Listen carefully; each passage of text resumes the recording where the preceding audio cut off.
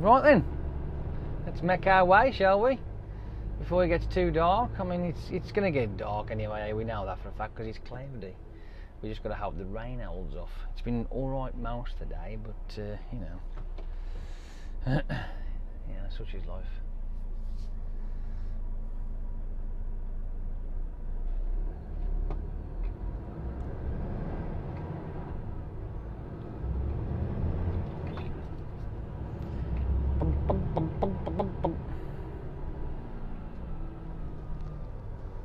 Look at that, eh? Fucking perfect. I like when a plan comes together, don't you? Yeah, baby. I have observed a few little differences from the one I've driven previously, a couple of years back, and that's the suspension controller, the wand. It was a gadget that was up here. It was a handheld thing, like a wireless one, and you could set it for all different types of loads that you carry throughout the day or week or whatever, so you can program them, so when you go and pick up the same thing all the time you just program it. Well, this has got the usual air suspension lift wand like the standard FHs we got in the old type, so there is that difference. The fact that this vehicle is not very fast at all. It does 52 miles an hour, and that's as much as it does, which is boring to say the least. But also, when you say for the 4-lane motorway sections, or when you're driving down them, and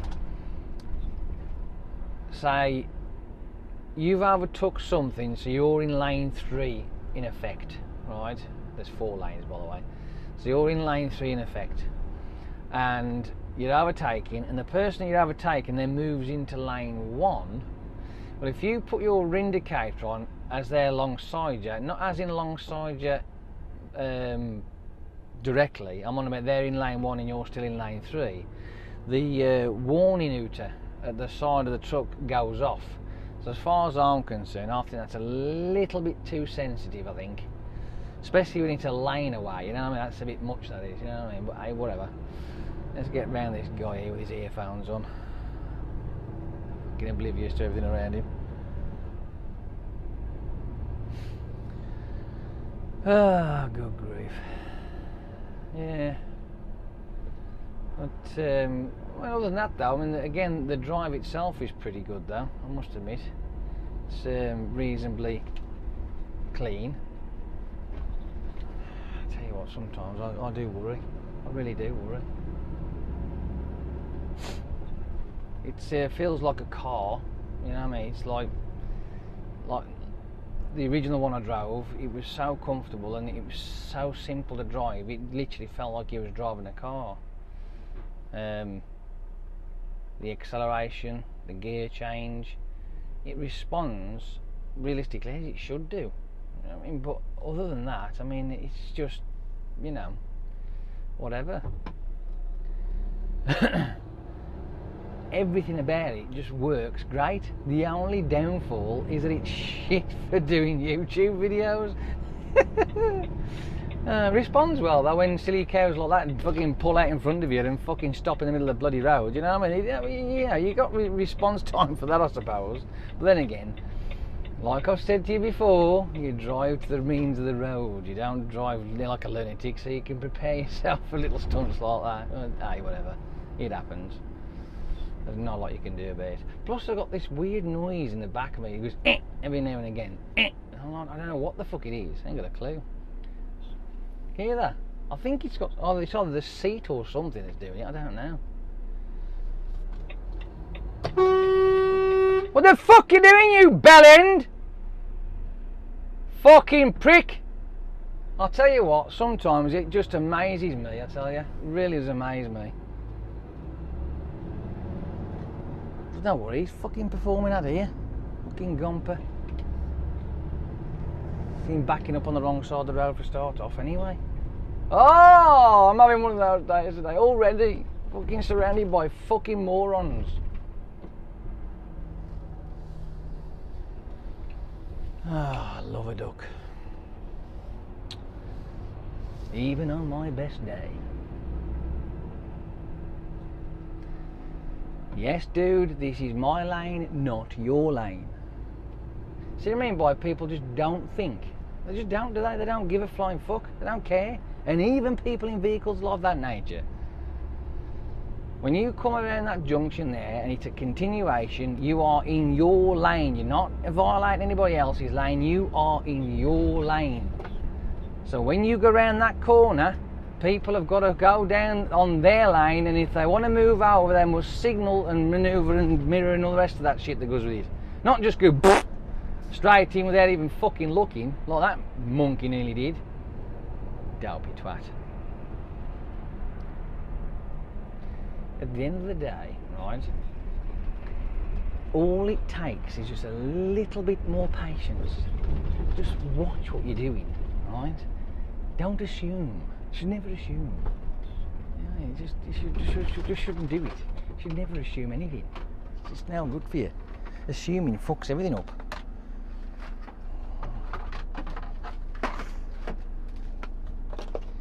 You do your best with what you've got.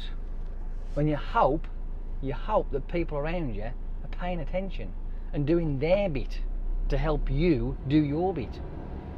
But so far, within that short distance of time, the amount of fucking violations is insane. What the fuck? From being completely tarded to fucking the minuscule ones. Yeah, okay, you can give that a push, like, you know what I mean. But again, I don't know. I don't know. I just don't know. I just don't. I don't get it. It's the seat, that is. It's a seat already. Brand new truck with a squeaky seat. Mad days. Absolutely.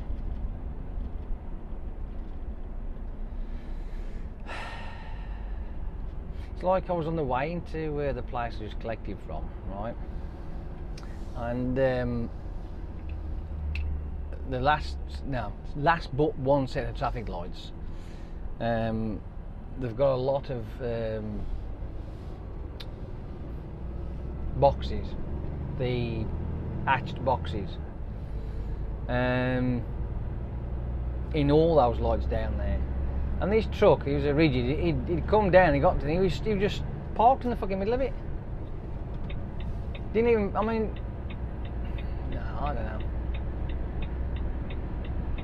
Every time I go down those lights, I'm always making sure that there's room for me, and just in case, you know, the lights do change, so you ain't going to get stuck in a box. He got stuck in a box because he was behind traffic that the other set of lights ahead of him had actually changed, and the traffic had built up to the box, and he stayed in the box. He almost closed the junction off.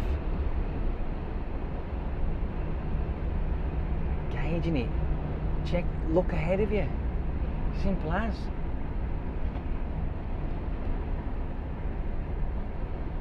Don't know. I just don't know. I mean, today I really think that I'm in a one of like a fucking twilight zone or something. I do today. I really do. It just don't feel right at all. But hey, whatever. I'm sure we'll get over it. At some point or other, we'll get over it.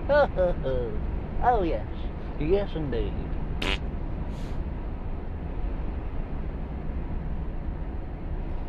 I mean, I'd rather not have people causing me problems or creating problems on the road in front of me, which delays me from getting home. Because like you and me, we all want to get home, don't we? Yeah? Once the day we just want to get home, that's it. But when you've got fucking mindless nerds who don't even know what they're doing, fucking dim-witted fuck pigs. Oh.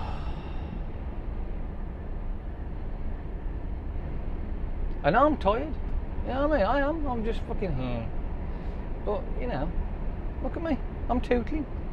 A tootle we will go, a tootle we will go, E-I Mary-O, a tootle we will go. I've got no reason to like, you know, There's no point. It's just there's no point. I'm quite happy as I am, thank you very much. Happy and you know we clap your hands. If you're happy and you know we clap your hands. If you're happy. Oh dear. I'm definitely going to bed early tonight. Guaranteed. But I must admit though, right, when I was transferring the footage yesterday onto my computer, which by the way it is the 3rd of November, so whenever you get this, that would be the 2nd, so it's the 3rd of November today, on a Thursday, it took almost 4 hours to transfer all that footage over. Fucking 4 I couldn't believe it. It was mental. Like, when the fuck is this going to be done? 4 hours. 4 frigging hours. 4 hours, 4 hours. It took me bloody 4 hours to do it. 4 hours, 4 hours. I'm in manual now, in 11th gear manual. To give it some oomph to pull up the hill. Now, again, the other one that I drove all that time ago, it was a 500. This is a 460, which is, you know, I mean, it's only 40 less when you think about it, right? But anyway, that thing could pull. This one is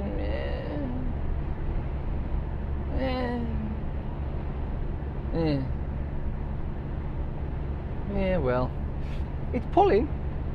We don't feel no different to the other trucks, like the man that we've got, or the other the other F80s we've got, the old ones. But it's all right. But what will the pinnacle point of its power will be shown when we get up the big hill.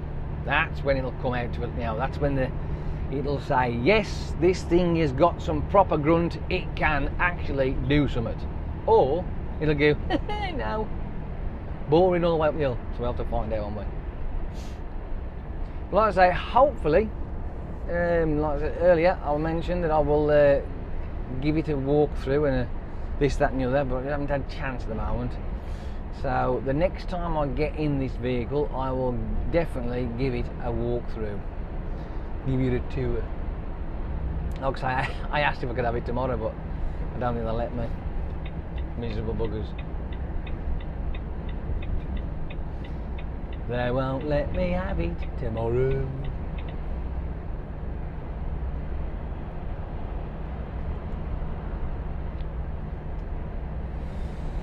Yeah. Looks a little bit brighter in that direction, and that's sort of where we're going. So hopefully, because I have seen a couple of spits of rain on the old windscreen, which is typical. Get all that ready and then it starts to bloody rain.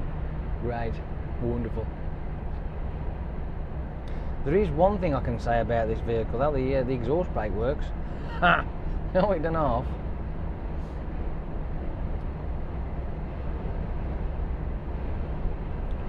Which is a good thing, not a bad thing. And it's not as intrusive as the other vehicles are. DAF, we know that. You stick your foot in the brake and the exhaust brake comes on first before you start braking, and it's shit. Right? Whereas this has got more of a blend to it. It reacts to a situation rather than just being on there. So if you're just generally braking in a nice area where it's either flat and you're just gradually slowing down, it won't come on. But it'll come on if you actually press down the pedal rather sharpish, then the exhaust brake will come on to assist you. Which is a good thing, again. You know what I mean? That's what it should be like. I can't help it. I just can't help myself, can I? Now I'm not moving over. I'm stopping where I is. Right then, here we go. Up the big hill. Let's see what kind of power this thing's got to get us up this hill. I'm in 11th at the minute. Running it around about 1500. Slowly dropping off. Ooh. Still pulling.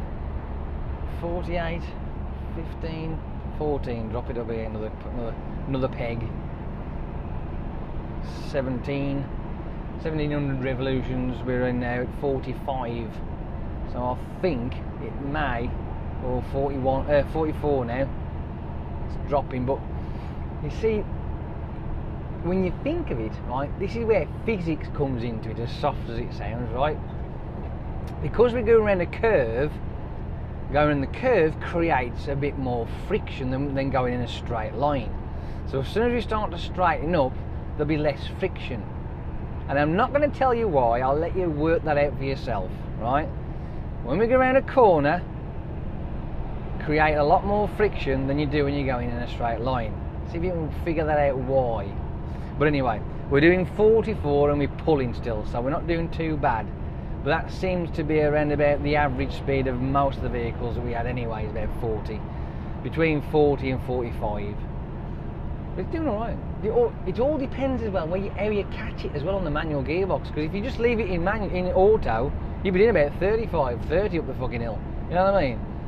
Again, they're all like that, unfortunately, when it comes to pulling up hills. They're not quite quick enough. I like to get the thing down a peg at the base where you got momentum, so then you can then start to drag it up, not wait till it drags up the hill like the auto box does. It waits till it's on the hill, then it'll start to change gear, then by then it slows down and it's trying to pick up, and it's just no. Sorry, but no. But anyway, we'll just keep on trucking. Simple as that. That's all we can do, just keep on trucking.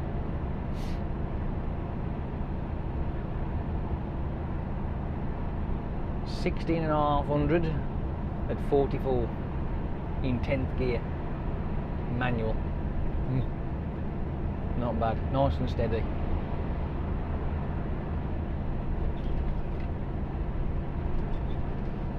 Kept it well though, it's alright, that is.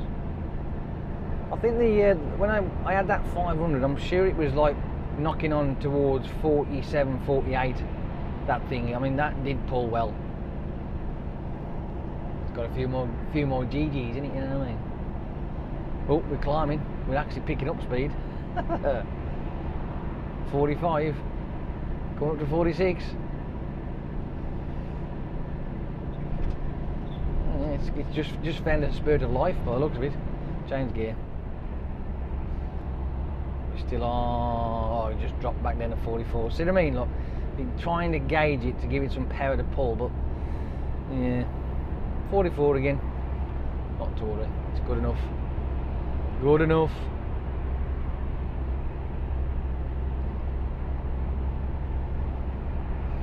Stick the winkadators on, get over.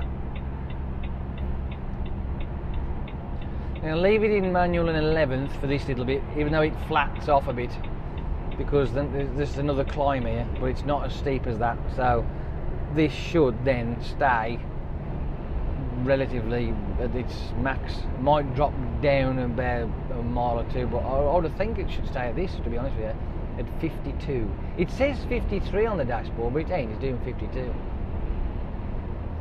So let's see how we perform on this little bit of a hill.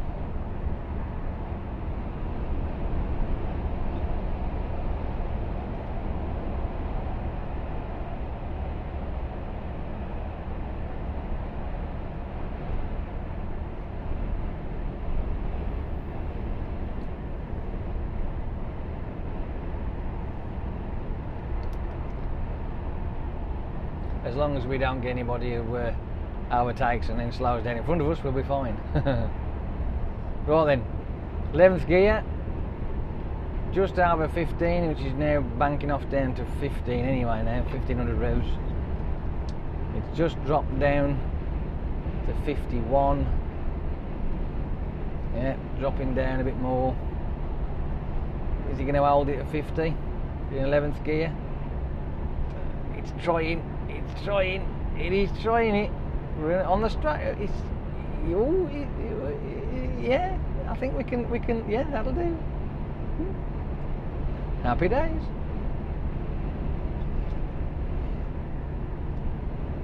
This is what we don't want.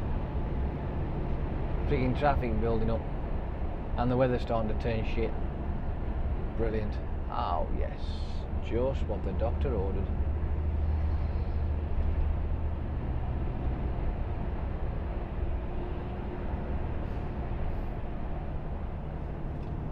So that's the trouble when you've wrong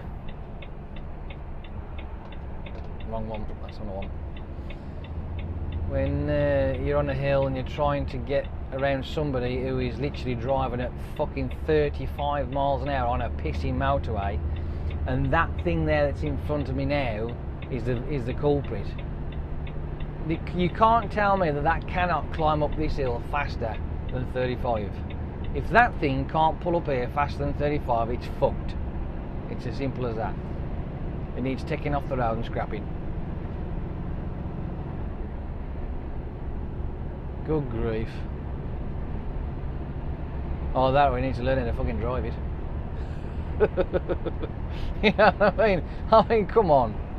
At the end of the day, that was a bit pathetic, that was, wasn't it? You know what I mean? Right, we'll go back into auto for a wee bit. And if I do that.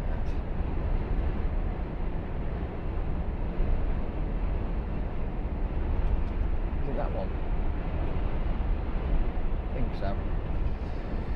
Sticking the cruise control on for a wee bit. Well, like I say, I was hoping this weather might hold off a bit, but it doesn't look like it's going to do, does it? It's going to be bloody boring, isn't it? It's going to be bloody boring. Oh well, whatever. Can't have it all roads, can we? Climbing up this hill now in auto, 12th gear, and it's now dropped down to 1100, 48 miles an hour, 47 miles an hour. Still hasn't changed gear yet. 46 miles an hour, it changed gear. Now it's on 45. It's trying to hold it at 45. Now it's at a 44. If I'd have took over on that one there, right, we would have probably been doing a lot more than that. May even squeaked it still at 50, possibly. See what I mean by the difference? So, you know, 43 now we're on. 43, 11th gear, auto, at 13.5 revs. Yeah. Dropped in at 42 now, it's going to start to plateau off in a minute. Yep, pick it up again now.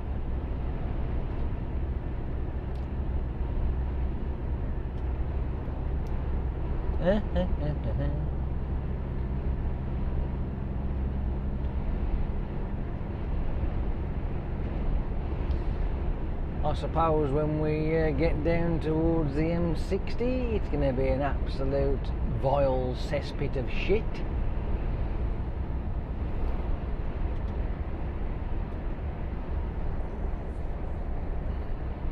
Normally it's 8, especially this time of the day anyway, it's 20 past 3 in the afternoon. So by the time we get round there, it'll be like 20 to 4. It'll be the start of the rush hour traffic.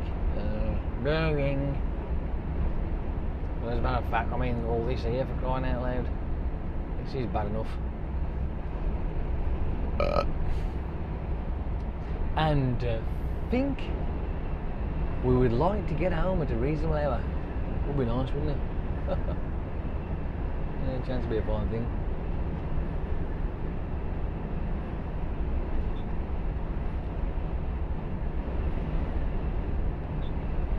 Marketing? That amazes me, that does. Brand new truck, and there's that little niggly things already. But there is one thing though, right? It has still got that new smell. You know, the new vehicle smell. You know, when you get into it, it's like, oh, it's just an awesome scent, isn't it? It really, I don't know what it is. When you get into one that's brand new and you can still smell that new smell, oh, it's brilliant, Aid. Absolutely. It hasn't been violated by 1,000 fags or a gazillion farts, you know what I mean, or a few fucking stinky feet, you know what I mean? It's just awesome. Absolutely.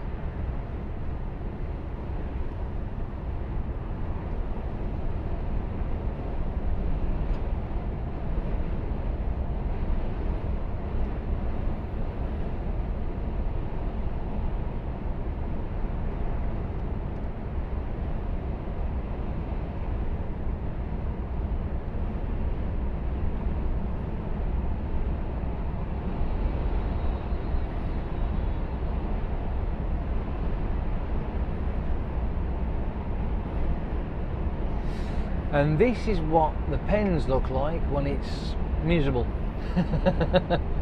Miserable, wet and raining and yucky and shitty. Not that you can see a fat lot through the frigging, was it rain drenched lenses? Water droplets all over the fucking things. That's any problem with them. I know that one of you lot out there have mentioned some cleaning stuff that you can put on it and to stop water from gathering, and it would be good, but I don't know how it would react to the plastic, and I'd be knackered if I put that on it. It'd just fuck the lens up altogether and knacker the plastic up. I'd have to buy a new case then, and I don't want to do that. I don't want to do it.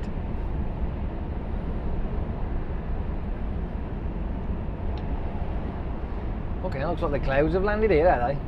Oh, grief.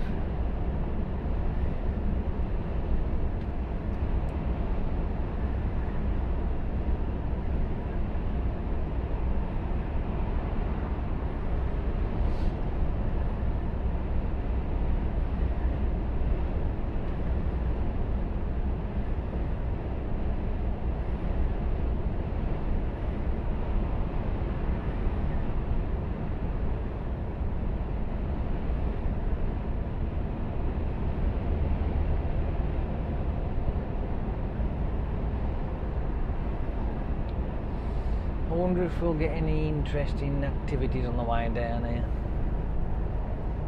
other than the ones we've already had. Anything else that's worth sending to the that TV programme? I can't believe that, I can't. That's just fucking mad. Absolutely mad.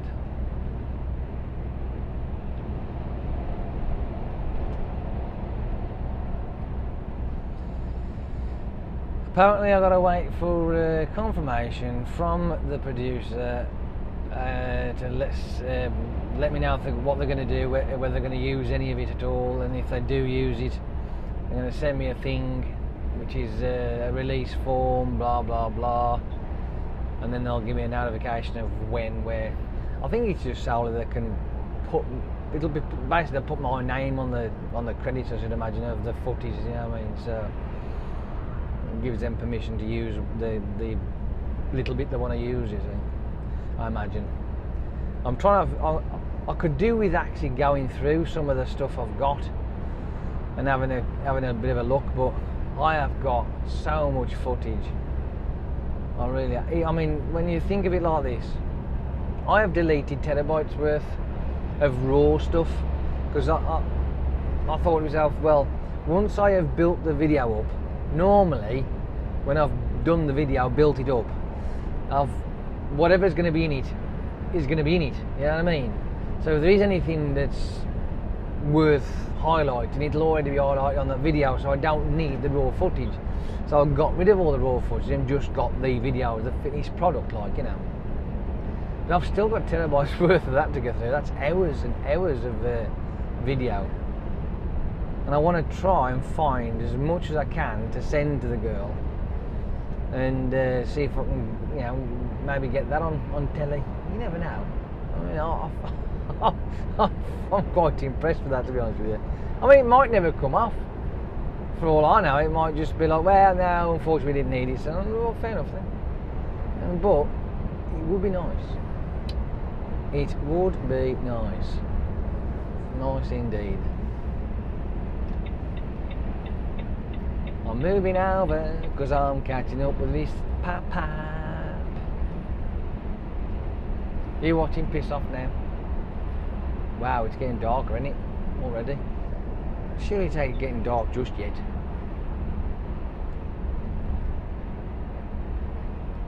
Dude. Either slow down or fuck off. Make your mind up. I don't mind which. They just ain't that. There's nothing worse than when you're just about to overtake a car and they go. It's as if, you know, they think that you just pull out for the sake of pulling out, you know what I mean? It's, I don't know. I just don't get it. Come on, change gear, bugger.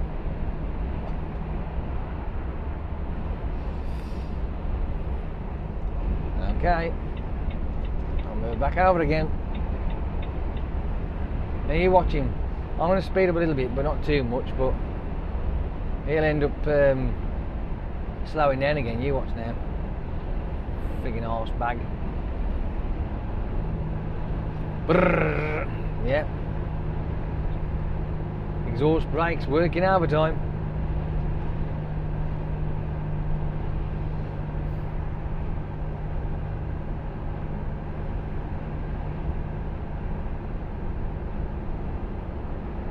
Don't think I've ever gone down here this slow.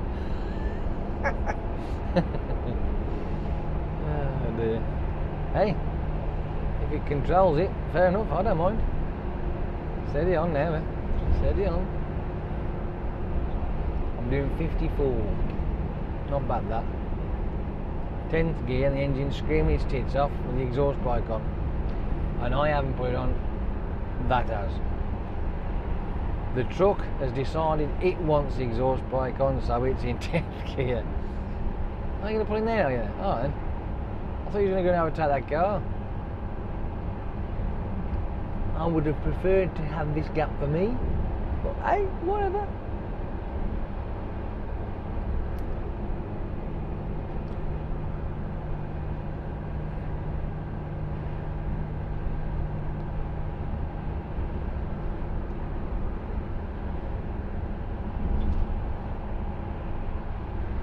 I must admit though, it's keeping a nice modicum amount of control going down this bloody steep hill, to be honest with you.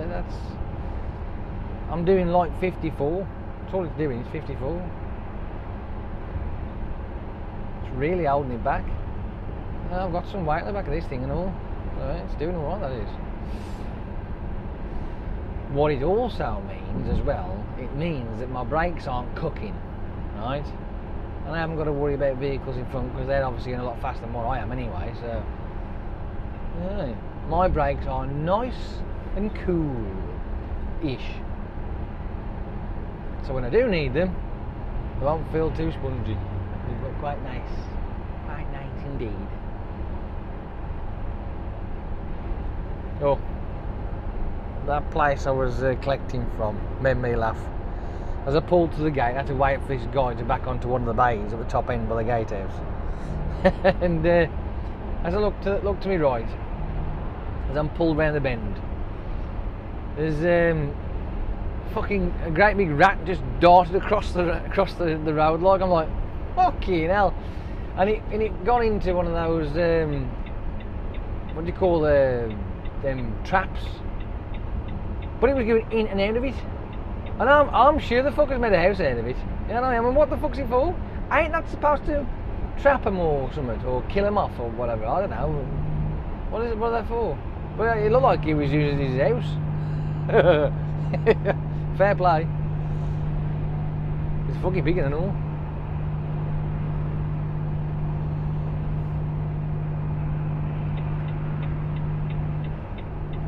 I don't get that guy. That's just fucking baffling, that is. Absolutely. Why do that? I'm at a loss for words. I really am.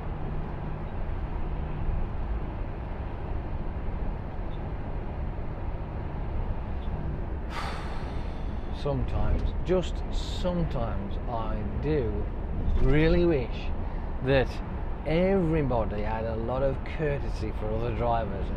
Hi, hello, how you doing? Okay, yes. By all means, you go first. See you later. Have fun. Enjoy your day. I mean, you know, it's a thought. Crazy one at that, mind you, but hey, whatever.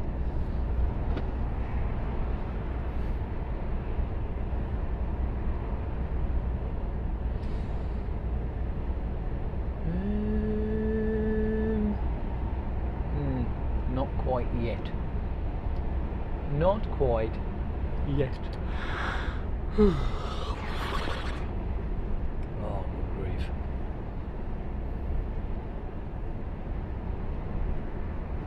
See, when I get back, I'm hoping. I'm hoping that when I get back, it is at a reasonable hour, so that I can get this lot oinked off onto my computer, and then go to bed at a reasonable hour as well. Do some snoring, serious snoring.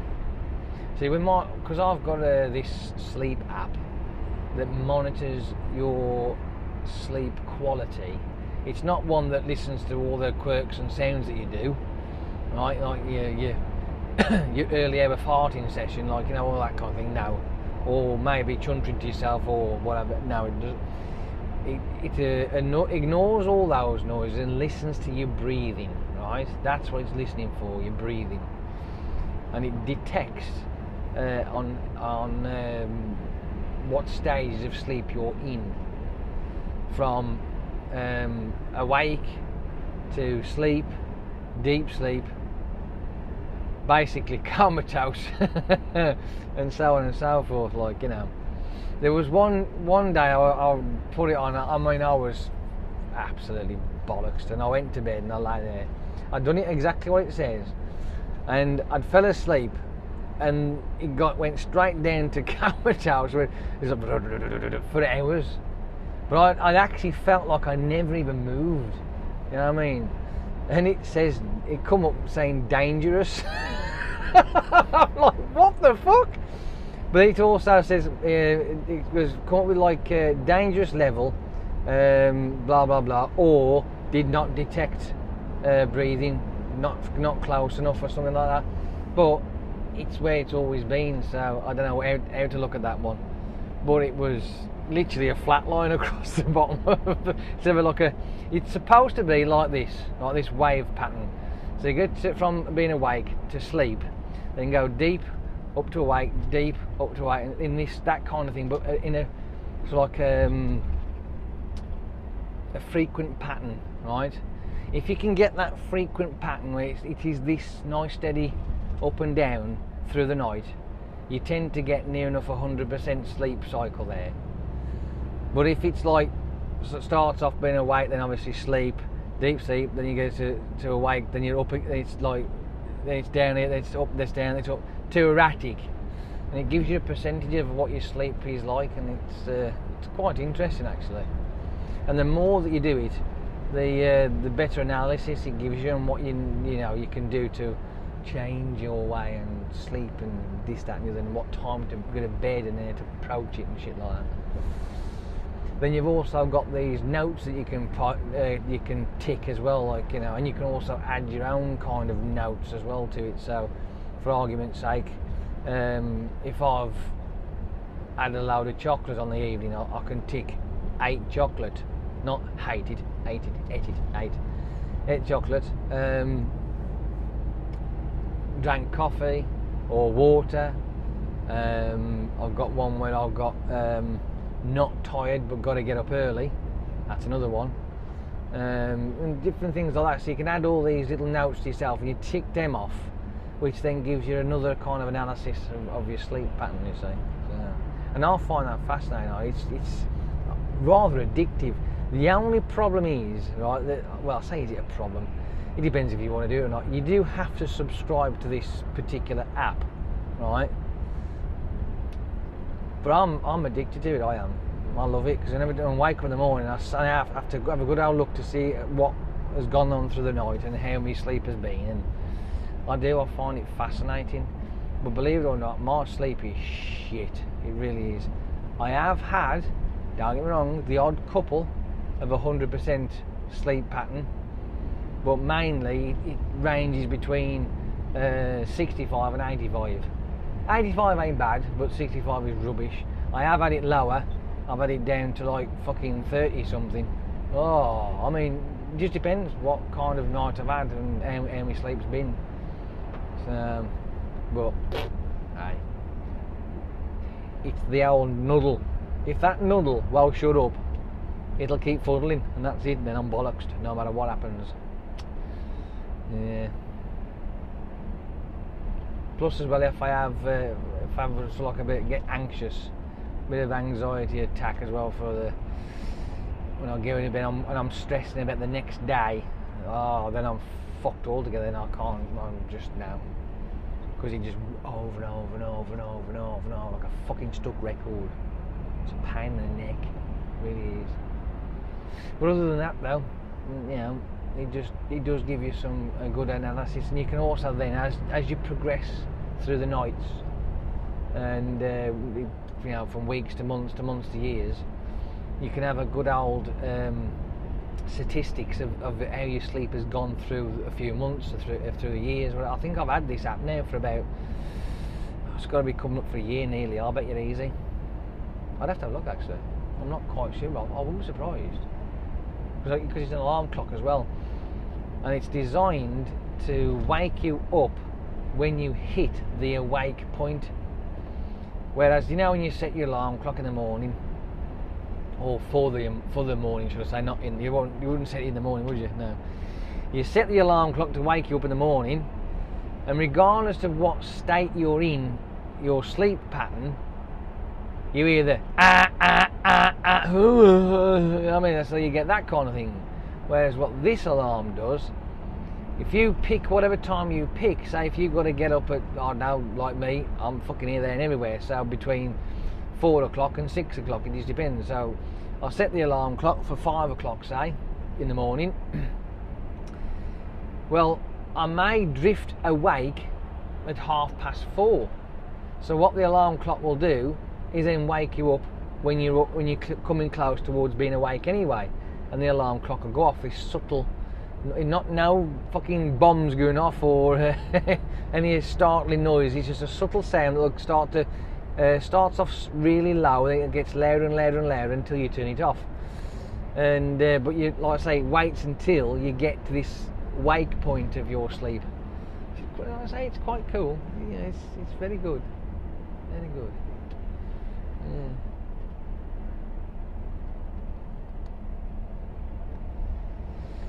But it is a known fact, even though sleep studies have been performed, they still don't really know why we need sleep.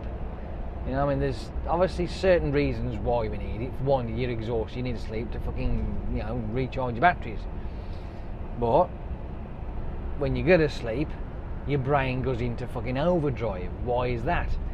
You know, it's just they reckon that maybe it's part of the brain organising and then storing the information that's gathered through the day and packing it away into the memory banks, like sort of thing. But why you need it is fascinating, because we know for a fact the lack of sleep, if you have too little, and don't get me wrong, this can vary through people as well, right? So it's not a exact, but for majority of people, 8 hours plus is what we need. Few people out there, there's a very tiny percentage of people out there that can survive on less than 8 hours. They can do 4 to 6 hours a night. Hello, I'm one of them. My average is normally around about 5 to 6 hours anyway, right?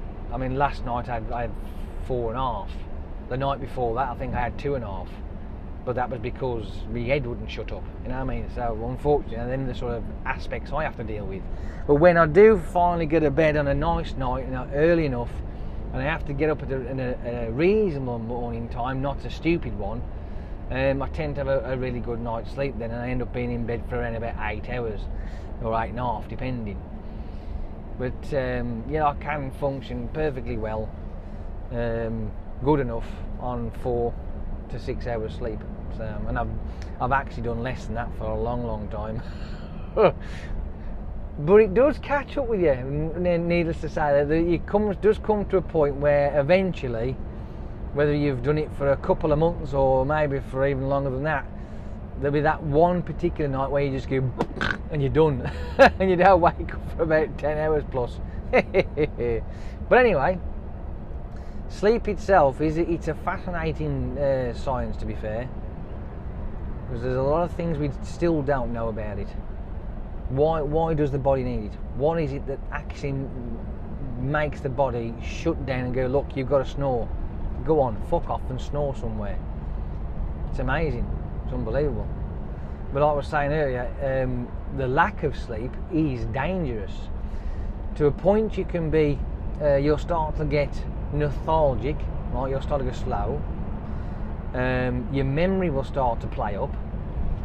You can end up slurring your words and becoming like a drunk euphoria. If you go on too long, and there is an actual, there was a woman who had this disease. I remember watching a program on it, one of those Discovery ones about it. Was called Dying to Sleep, and she could not actually sleep. Something had happened, and she just couldn't sleep. And you could see the sheer agony in her face that she just desperately wanted to sleep, but her body wouldn't allow her. For some unknown reason, she'd close her eyes, and she was back awake again, and it killed her in the end. Because your body needs to shut down and sleep, but we don't know why. Not fully reason why, but it will kill you if you keep on going and keep going. And the world record without any sleep is 11 days. He was having fucking delusions. He was talking gibberish, but he managed 11 days without sleep. Oh, he was medically monitored. Don't get me wrong, but 11 days, world record. Unbelievable that was. Unbelievable. I mean, you'd got, you remember Radio 1, Chris Miles? He'd done that marathon to raise money, and he did 3.5 days. 3.5 days awake. Unbelievable. Absolutely unbelievable. 52 hours I think he did, or something stupid. Was it 52? Hang on, was it 3? What we got? 24? No, hang on. How many days did he do? I'm sure he did 3 days. I think it was. I'm trying to remember now. Because they extended it. Was it 3 or 2? Oh, I don't know. You lot tell me. Because it was a long time ago now. It was quite a while back. But he did something soft like that. I can't remember if it was 2 or 3 days he did. Because he went through his show all the way through the night, all the way through the day. Then he went back for the next day. I'm sure he did 2 or 3. I'm almost sure it was.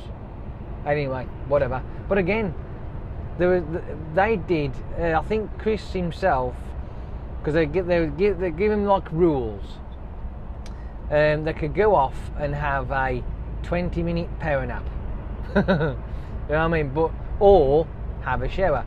The two was equivalent, whatever. So Chris went off and he had every couple of hours he'd go and have a nice refreshing shower, because apparently that was the equivalent of having 20 minutes sleep. So that he was doing that every so often, like just to revitalise himself. It's tough going. The longest I've been awake, which was I tell you now, it's fucking unbelievable. You do get to the point where literally, if you stop, you sleep, right? That's the stage that I'd got to, and it was dangerous because I was at work at the time. This is how it started off, right? Fucking what a weekend. Now I'm not a drinker, right? I am not a drinker, but this is how it went. So finished work on a Friday, and we went out clubbing on the Friday till the early hours of the Saturday morning. The group of us. We did stuff through the day. We didn't bother going to bed. We just, got cleaned up and changed, and we did. So I think I remember going to going to Birmingham on the Saturday afternoon. We went around Birmingham, come back, faffed about some more. Then we went back out again on the night time, clubbing again on the Saturday night, through till the early hours of Sunday morning. Faffed about through the day on that. And then,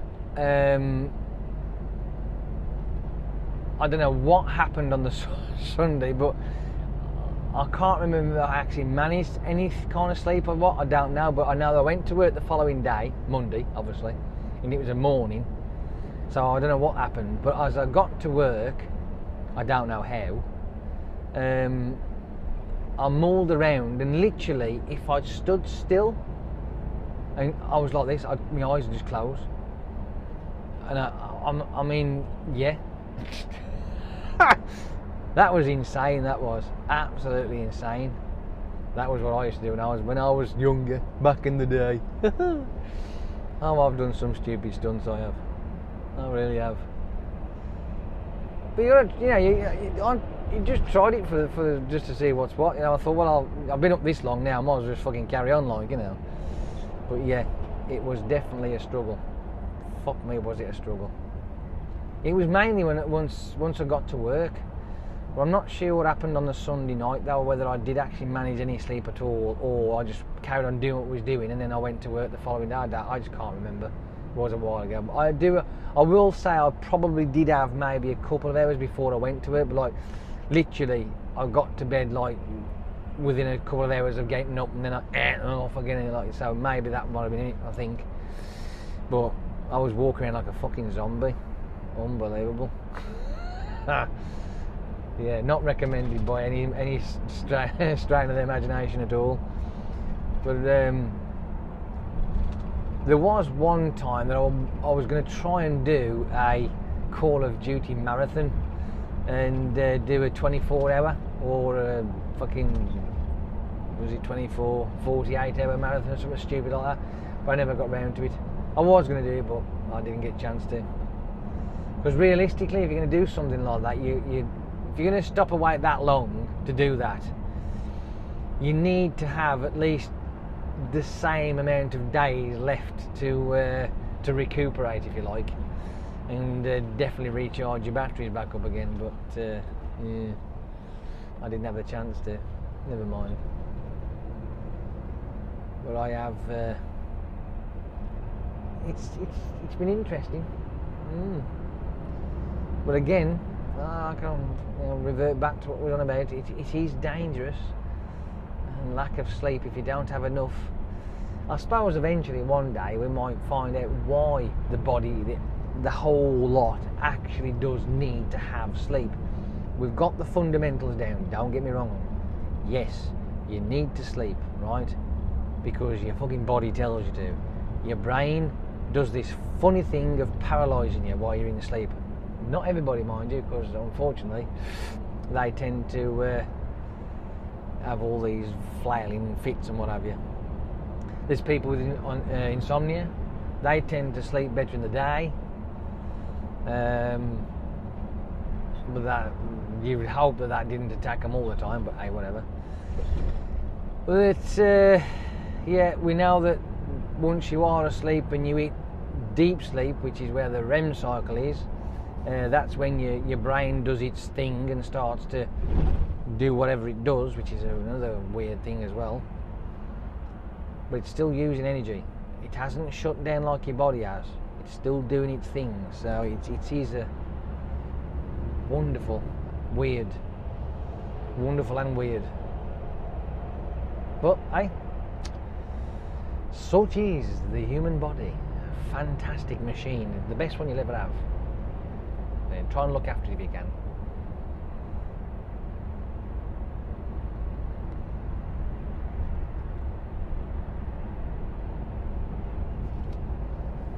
Well, we certainly haven't been able to avoid this bloody rain, have we? Wrong one. Still been a shit. It's still been a proper shit.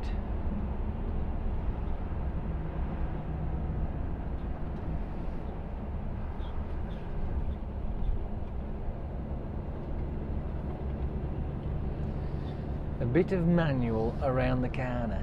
Around the corner. I'll put my winker day trying to move over because there's nothing alongside me. And then once we do, see how this vehicle responds going around here at 40, shall we? With the load I've got on the back.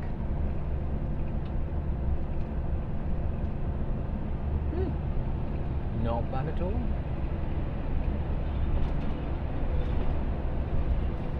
You could also be an arse like this bell end here that was doing about 40 fucking 5 round that corner.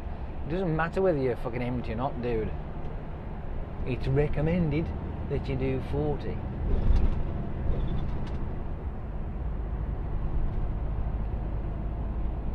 I'll give up.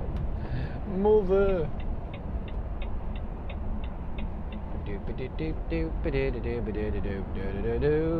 I'll get at you, eh? I'm getting at you, eh? Don't worry.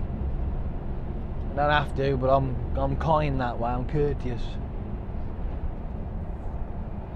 Until I can't, that is.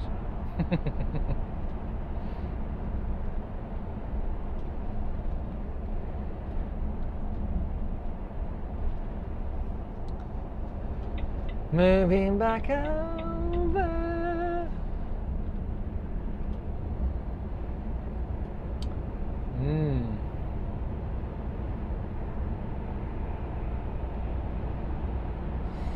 Yeah, sleep is definitely a weird one. Eco off. Then why does it keep going to fucking neutral then?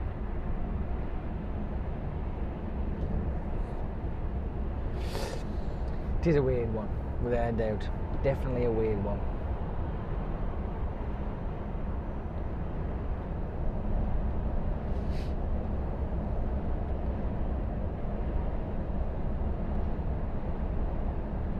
For junction 10, the M6, 7 minutes. Happy days.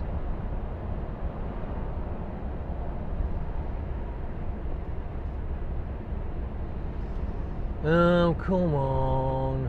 Come on. Hurry up out the road. Move. Get out of it. Go play.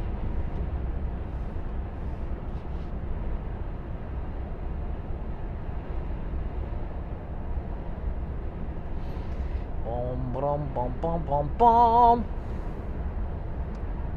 As we poot along past this car, minding our own business, taking no notice of anybody else around us.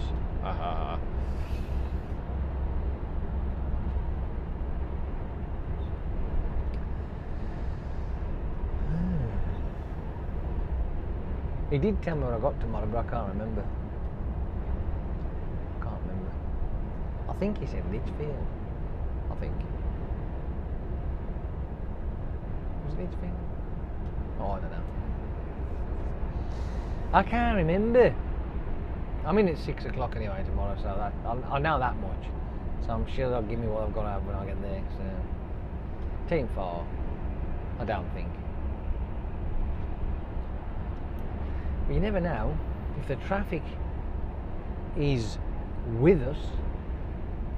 We may get back before they go.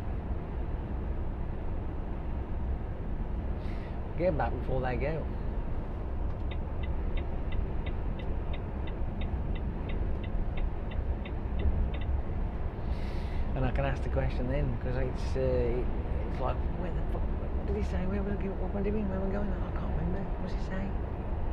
Can't remember. What's he saying? Fucking lack of sleep, that isn't it? That's why I can't remember.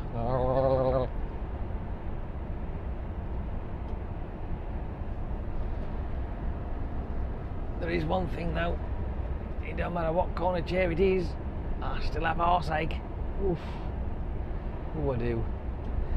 I have bum-ache galore. Nothing but bum-ache galore.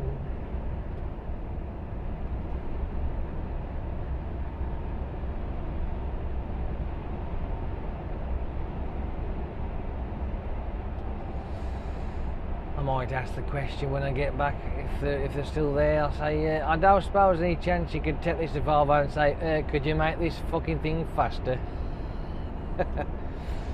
I doubt it though. If they say they can't do it, tell them they're lying, because there's plenty of them have gone past me doing fucking 56.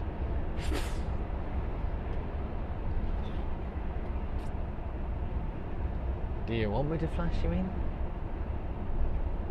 I wouldn't have thought so, not just yet. No. Everybody slowing down.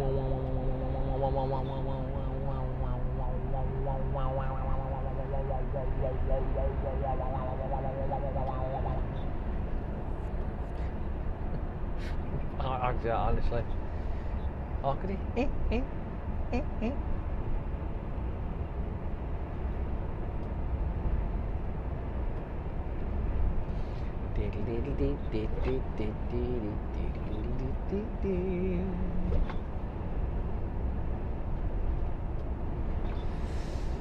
There wasn't anything of interest on the YouTube this morning, which was a bit of a disappointment. Yeah, I normally like to have a bit of a peruse and have a look to see if there's anything worth chatting about, but there just isn't. No.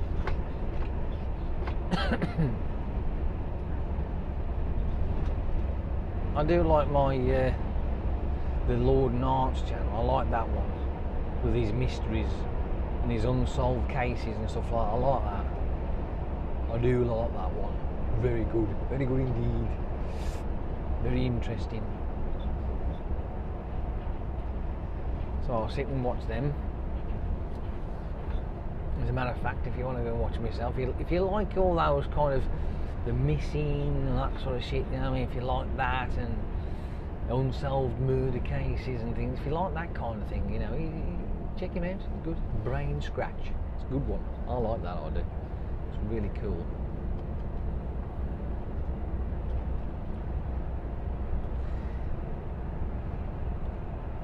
Obviously, you lot out there have got subscriptions to other YouTubers. Now, not me, right? I am discluded from this category, okay? So you cannot put me down. So, out of all your subscriptions that you've got on YouTube, have you got that, just that one particular one, apart from me, right? So you can't put me down. That you look forward to the content that's being presented. Have you got one? Well, I have actually got a couple, but you know, as it is, it's normally the Lord and Arts channel, which is the one that I favour. I've got a bunch of them out there that I do like. I've got probably about 60 odd subscriptions that I like to watch, and I mean, I don't watch them religiously, don't get me wrong. There are ones where I probably won't look at them for about a few weeks at a time, like, you know, or months at a time. It just depends. But sometimes they'll have something that's interesting, and I'll go, oh, I'll have a look at that then, and then I'll watch it, and that's the end of that then, like, you know. So, but there is one that I do look forward to every week, and that's the Lord and Arts one. That is, I do like that one. I like that kind of thing now, to be honest with you. It's interesting. So,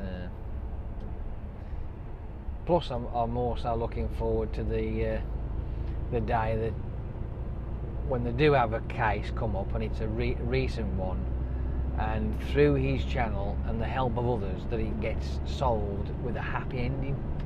I'm looking forward to that day. I really am.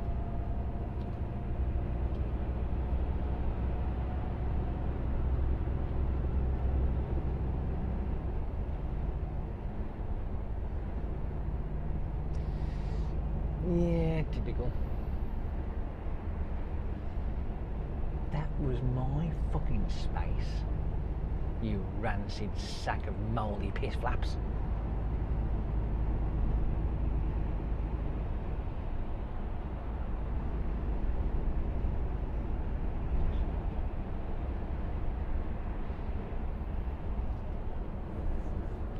This is another driving fucking hate, I like, pet hate if you like, is on this section here, this junction, it's a continuation north and south, okay?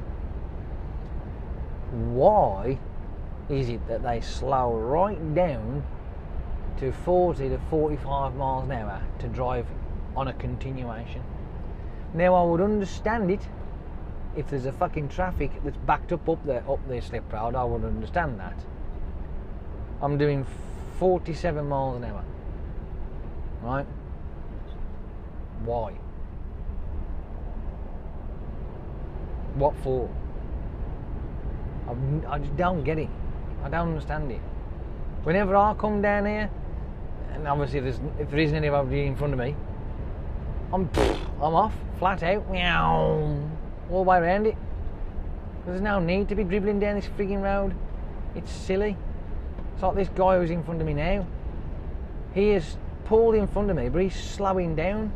Why are you slowing down? What for? There's nothing in front of you. So why?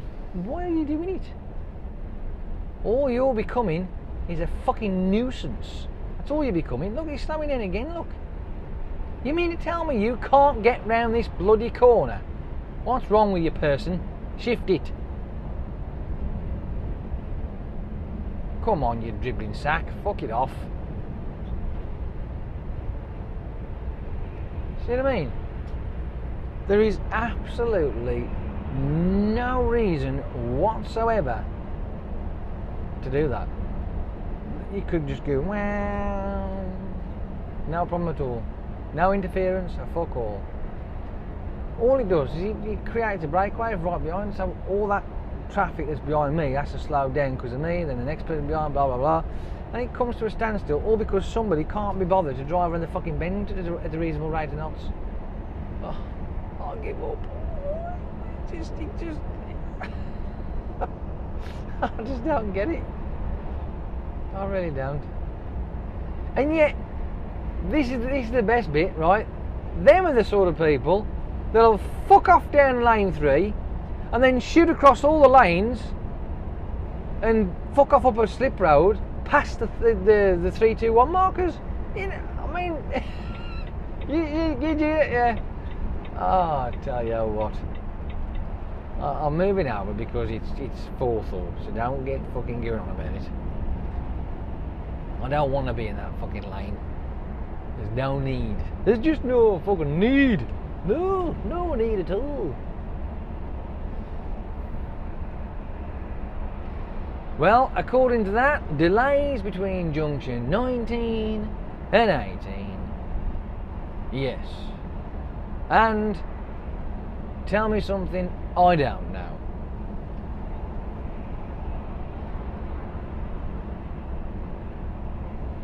For some unknown reason, it just seems that traffic has gone from being to in the blink of an eye.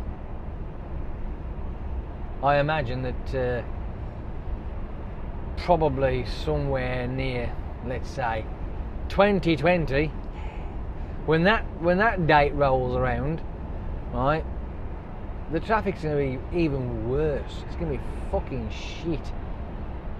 Oh, and I reckon we ought to put a bet on, right? You ready? Fucking put £5 bet on that there'll still be roadworks on the M6 between junction 11 and junction fucking 8. Yeah. I am not kidding you, right? I bet you any money that if there's been a kid, right, back in the day who started working on the maintenance on the roads when he was a teenager, let's say for argument's sake at 15, I'll bet the fucker's retired on the same stretch of road. Fucking 40 odd years later, or whatever. You know what I mean? I fucking tell you what. It's never going to change. It'll be like that till the end of days, I'm telling you. It really will.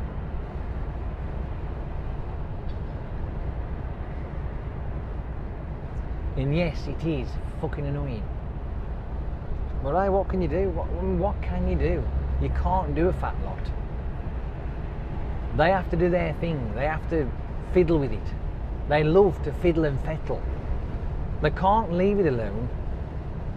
I mean, the section between junction 8 and junction 7, I mean, they're doing something with that now. But they had that lot dug up not fucking 2 years ago. Why couldn't they have done what they're doing that now then? It's just fucking mind baffling, it really is. I'd love to know where they come up with these ideas. I'm sure they fucking invent shit just to fucking dick it apart and do. We're gonna pretend today that there's something wrong with the bridge, so we're gonna dig it up, just for the fuck of it, just to keep our jobs. Oh, right then, carry on. Unbelievable. I don't know. I mean, it is like I say, it's a strange one. I'm gonna move over now. Yeah, moving over. Moving over, moving over, let me move over, let me move the fuck over. I'm moving over because 9 times out of 10, right, when it starts to get like this, lane 1 is services, junction 20, also the 56. Lane 2, right, M6 South, but also can be the M56.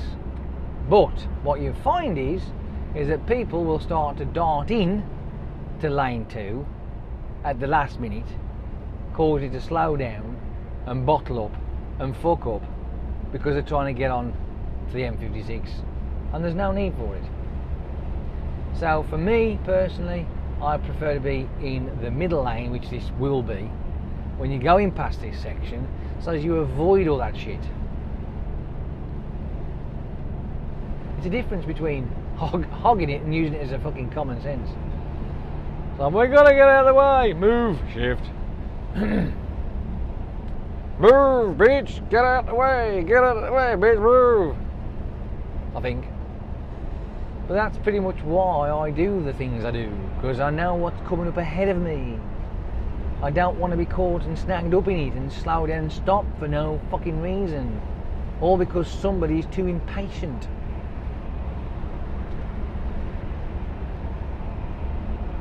See that one there, away you go, M56, boom, not a problem at all, easy peasy. But I don't need to be there, no need for me to be there at all. Plus, then you've got the added bonus of being in this lane, right? I know it sounds like I'm making excuses up, but this is how it works. You got the exit here, right? That comes slewing off that. Keeps out the way of that, so you haven't got to keep avoiding that or slowing down or wait for them to slam into the fucking side of it, because half these people don't fucking look. Then you've got the next one just down here, and they like start coming off that junction. Then you got 19 and the services. Well, I don't need any of those, so that's why I stop in this lane. Makes sense. Keeps me flowing. Well, it's supposed to, but then you end up with this. Why do you end up with this? Because what happens is, right, is that you'll go down here and there'll be a battle, right, between lane 3, lane 1. Now you're going to ask the question, what do you mean lane 3 and lane 1? Well, what tends to happen is that lane 3 wants to get over to lane 1. Lane 1 doesn't want to be in lane 1. Half of them don't, because they don't want to be parked up like this. So they try and get into lane 2. Now, because lane 3 has got to pass lane 2, lane 2 goes but eventually, right, if you look at the grand scheme of things, they all end up being roughly the same anyway. Then you're going to say, well, why didn't you just get into lane 1 then? Because I just don't want to. See, now this is what annoys me as well. Look, he wants to fucking pull in here. It pisses me off, it does. It fucking pisses me off. Because all I'm going to do is stare at his fucking arse end, and I hate that. Fucking hate it. Because if I back off now enough, right, to give me visuals, you get other tarp bags go jump in the fucking gap. Oh, I can't win. I just can't win. I don't even get a fucking bronze medal, do I? No. You get fuck all for coming fourth.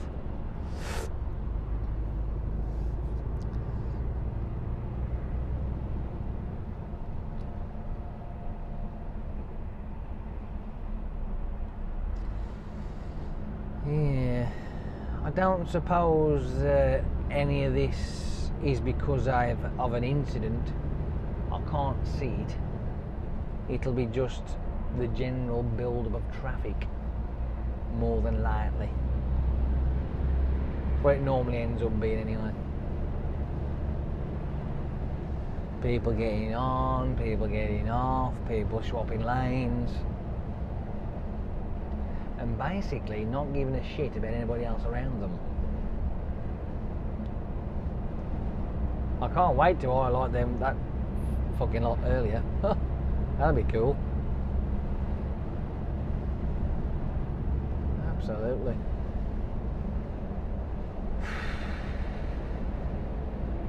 It does make you wonder, doesn't it? It does. It makes you wonder.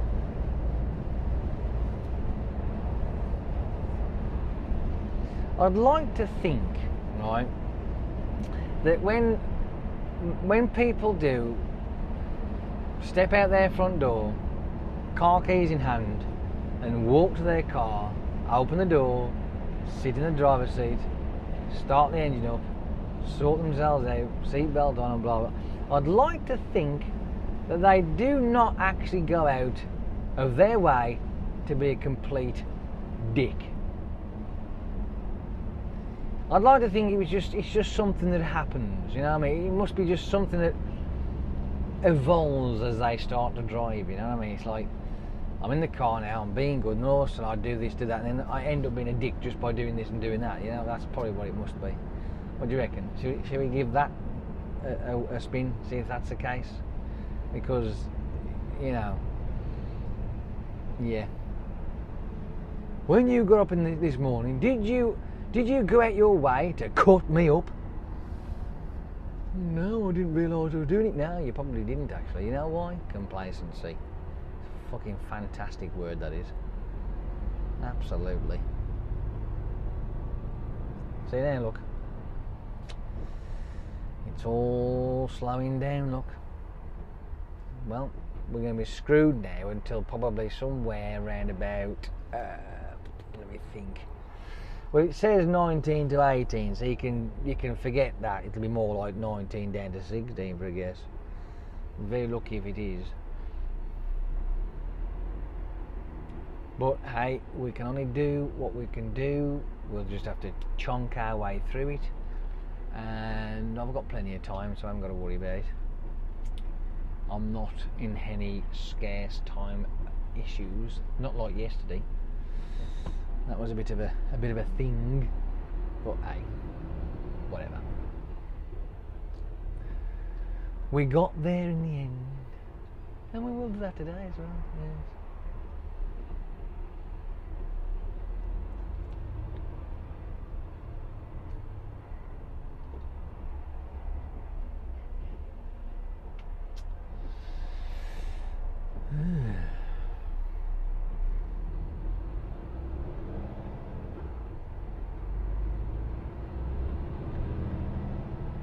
I'd like to know how long they've got left on these roadworks down here between 19 and 16, because they're obviously upgrading to smart motorway. It should really say upgrading to a fucking nuisance.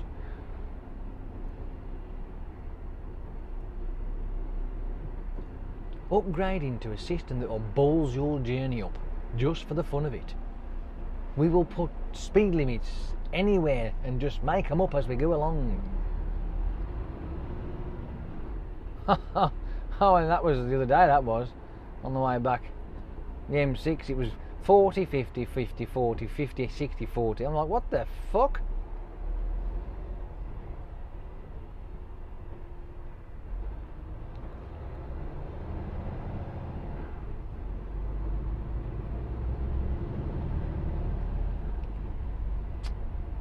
Now that looks cool.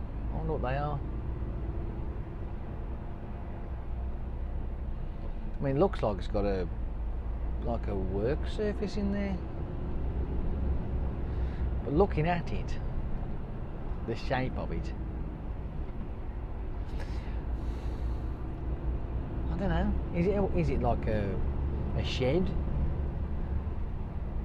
I mean, the first thing that come across my mind was either a sauna or a steam room. I don't know, because it looked like a work surface in there, like a kitchen counter. And with cupboards, it's got cupboards in there as well, so maybe it's not then. Very odd. I wonder if they might go on top of something, maybe. Very strange indeed. Mobile kitchen. Yeah.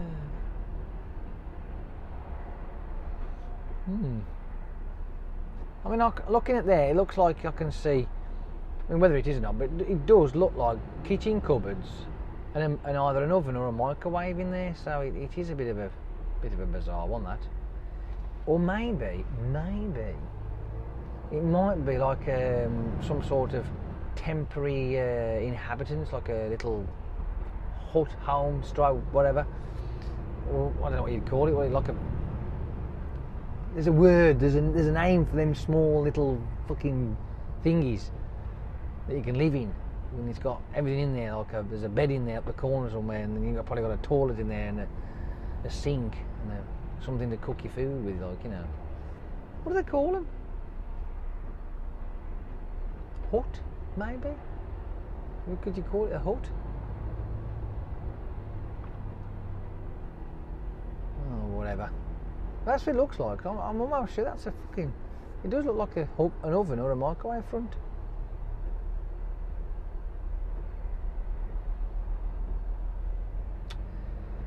Very weird. Very weird indeed. M16. Oh yeah, look at that. That is just fucking typical of the M6. 19 to 18. 19 to 18 is not very far, right, when you talk about miles. To drive from 19 to 18 would probably take about 10 to 15 minutes, something like that. So it's not far, and yet it says half an hour delay, which will not be half an hour delay. It'll be more like an hour delay, because we haven't actually got there yet, so we are still delayed now. I tell you, this is not the fun side of driving, trust me. This is the fucking shit side of driving. This is fucking boring, arse-numbingly boring. Arse-numbingly boring. Arse-numbingly boring. Arse-numbingly boring. But why, I ask, is there a 30-minute delay? What's the reason? Why should there be a 30? It's a simple, continuous road with a speed limit of 50 miles an hour. What is so difficult about driving down there at that speed? Maybe some inconsiderate fuck pig has broken down. Or even worse still, some real dousy, inconsiderate fuck pig has had a crash. Because he can't fucking drive. Or she, or them, or whatever. And if that's the case, all you have to hope for is that nobody gets hurt. Well, the person that causes the problem, who gives a shit? But people around, let's hope they're alright.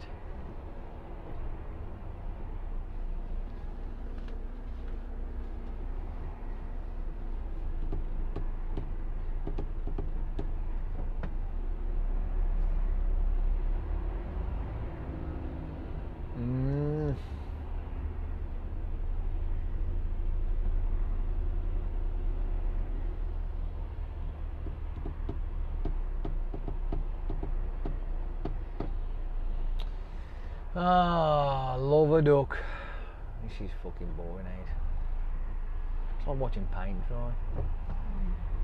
Even that'd be interesting.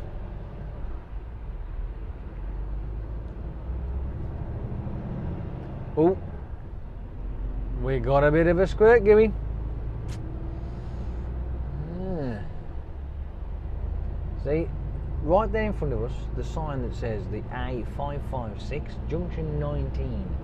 We are now getting towards junction 19. It is 25 past 4, almost, not quite, but near enough. So if we're going to be shafted up until 5 o'clock getting through this crap, that means I'm not going to get back till after 6 o'clock, so boo. Fucking boo. Never mind. Not to worry. Not to worry.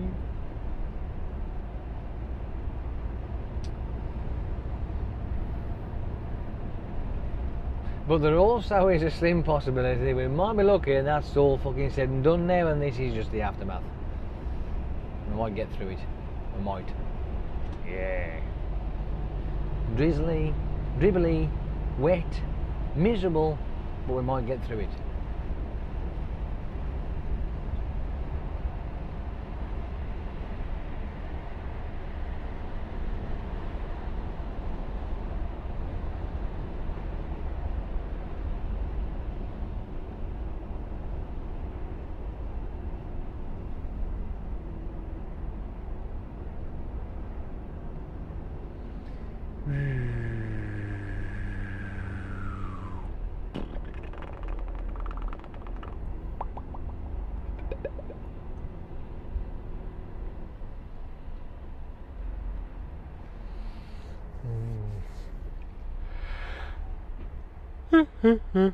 Okay. Oh dear.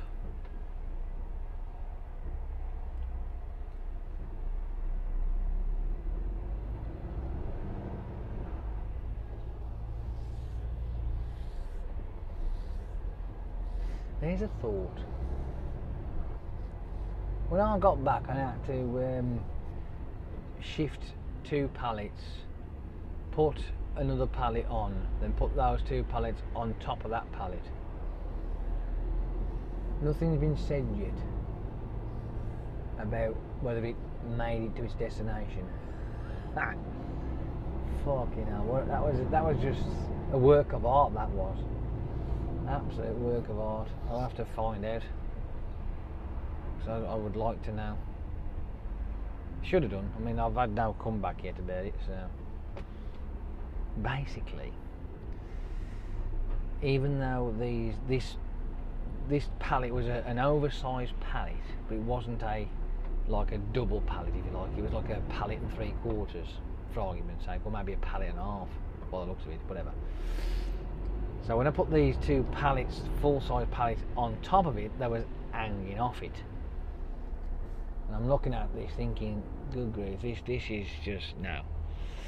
So we had to get some straps out the front of the headboard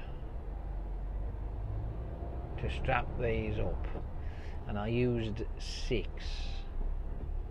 This is what I did. I've got some pictures, right? So I'll stick the images up and you'll see what I did with it.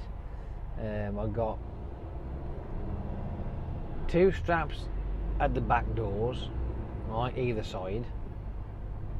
So that makes 4 in total at the back, crisscross through. Then I've got 2 either side of the pallets going down to hold them in place so they don't fall over. Then I've got 2 more either side at the back of the pallets, which is the headboard side, coming down through and under the pallet to hold it up and then hold it in place as well. And it was, a bit of work of art, that was. I think it was, yeah. Well, you can see for yourself. I mean, it's not bad, is it? That I thought it was interesting when I had to take some pictures of it just to show what it actually looked like when it was done, because I'm like, this is just, yeah, well, well. It obviously worked all right. It was secure enough, so it won't go in anywhere, that's for sure. I made sure of that. Don't worry, those 2 pallets, they're not heavy. They've only got wrapping paper on there in little tubes, so they're not fucking weighing tons. Because if they did, well, for one, you wouldn't be able to put them on top of that pallet anyway, because it would damage that one. So they're not heavy. They are feather light. So but they still had to stay in that place. You could not just leave them on there. They just had to go, and they would have all over the fucking place. But now, as far as I know, there's been no comeback on it, so I imagine that they're fine. Got to the destination, they unstrapped them, took them off, removed that pallet, put them back on again, and away you go. Happy days.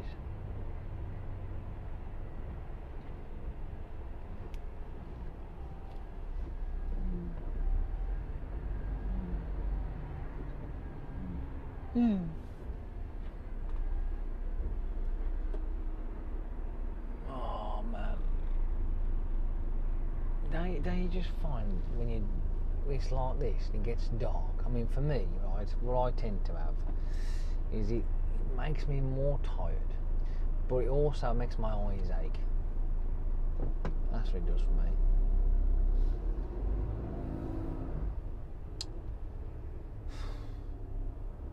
Plus, it's fucking boring.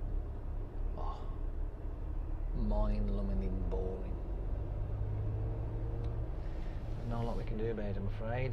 Not a lot at all. No. We'll just have to crack on.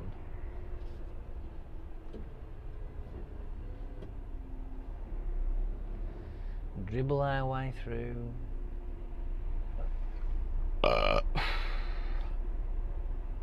Until we finally get to either the solution of it or the end of it, whichever one comes first. There will be a reason, I should imagine.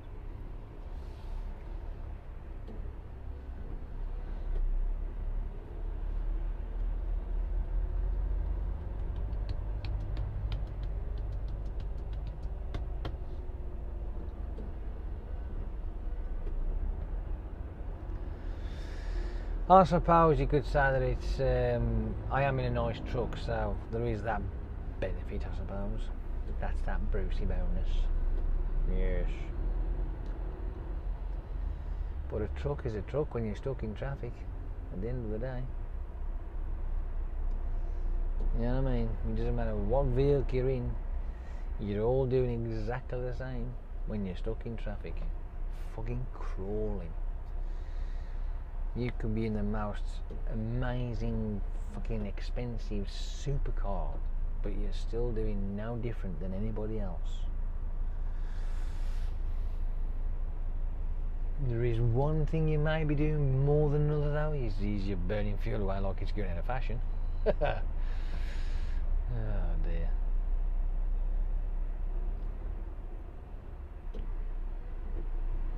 Talking about fuel though, I've got a feeling that I think this vehicle's got a split tank, you know.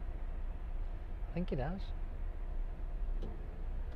Because on this side there's a little flappy panel that you can open up for the AdBlue on this side, but on that side there's like a small half tank. And I'm thinking, they've split why have they done that? Why have they split the tanks for?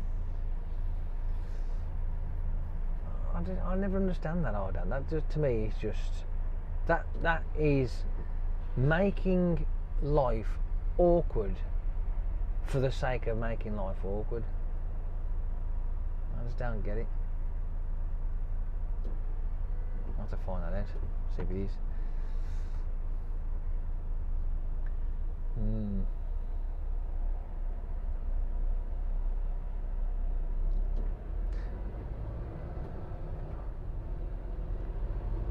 I know that that R series Scania that we had, that had a split tank. Fucking pain in the arse that was.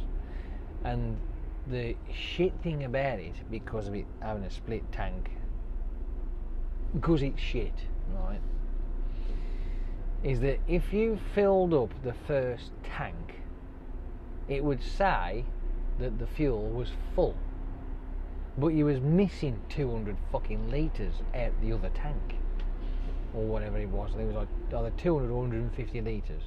I think it was 200 litre tank, I think it was. So it says you've got a full tank, but you ain't. You've got 200 short. Surely, right, if they're going to have a split tank, it should register on the 2 tanks, but it don't. That's why I say it's making life fucking awkward. So it might read a full tank, but unless you fill that fucking secondary one up, you ain't full. You're only fucking part full.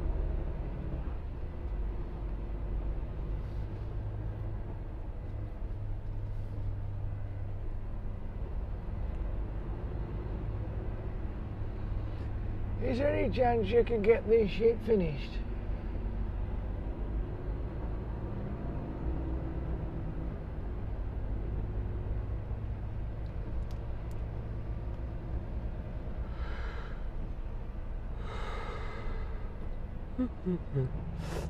Well, only 20 days to go before my hospital appointment. Yay! To go and have my vocal cords fettled with, or at least let me know what's wrong with them. Looking forward to that. Oh yes. I don't know whether I'm going to be looking forward to having shit poked down my throat or up my nose or around my fucking neck. I don't know what that's going to be like, but I know that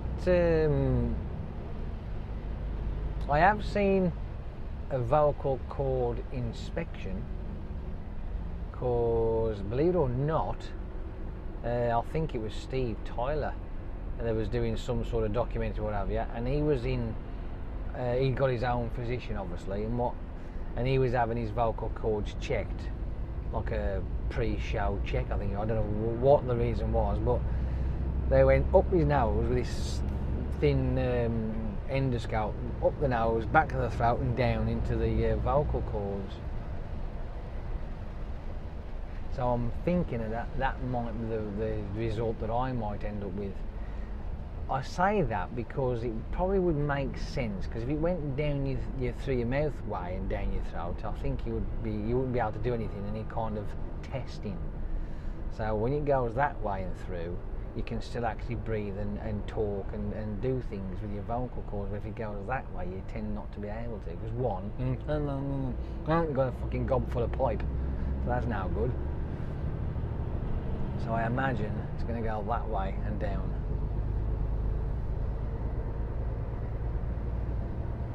I am concerned to the point that they're going to turn and say, well, I'm sorry, but there's nothing to do about it. But if they can actually do something, I will definitely get them to do it. Might not be able to do it that day, but they'll go, unfortunately we'll have to book you in to do this, that, and I'll go, okay then, no problem, so we'll have to wait and see. Go and get it sorted. It would be nice. It really would be nice.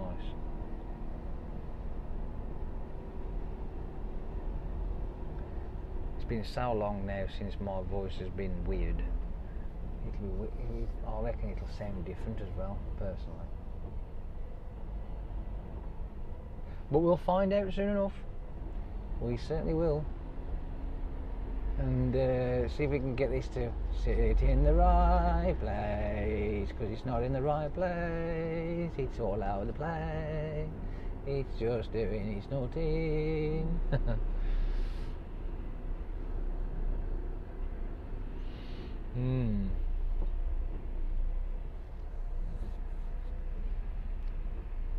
See, when I watched that little video, Richard Dawkins' video about evolution, only a small one, concerning that particular nerve on the voice box, that had me thinking, that did, because of this being broken. It's not attached anymore, it's got snapped off. I'm wondering, is it because it's rubbing across? Because honestly it feels like it rubs across my fucking spine, my neck boom. I'm just wondering if that might end up damaging the frigging nerve. That would be a fucking git if it did. No, I certainly wouldn't be impressed with that.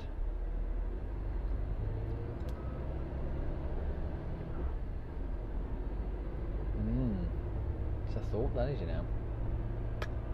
It's a thought.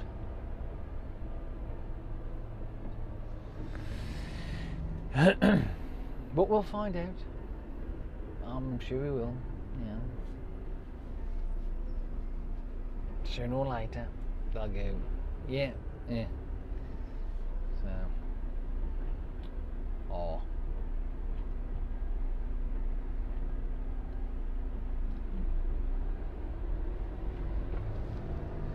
Oh, fucking hate the M6, it's shit. I should have come down the fucking M1, shouldn't I? M1, A38. I'd have been home by now.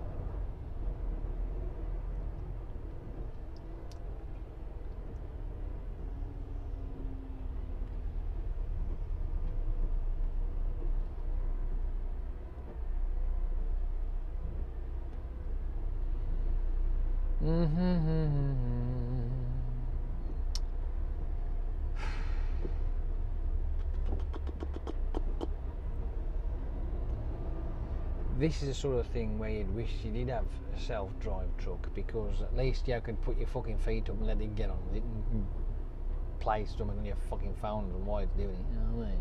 That'd be cool, that would. You carry on, you get on with it, I'm fucking bored, I'm going to sit over there for 5 minutes. It would, wouldn't it? That'd be fucking epic, that wouldn't it? You know what I mean? You sit around to mind-numbingly chunk down here, you just go, fuck it, carry on, truck. I'm going to go and sit out there and watch YouTube for a bit. And then once it starts to clear up and it like maybe like it'll speed up and you go, oh, and you climb back over again and jump back in the saddle, like, you know, and take over sort of thing. Not that you need to. Why would you want to?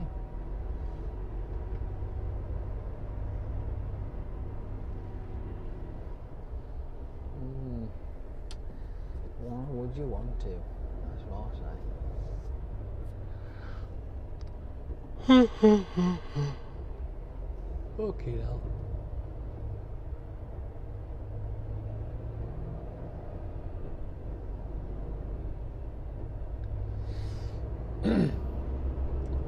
I know that obviously it would cost fucking gazillions, but I believe that they ought to build a second M6 road that goes over the top.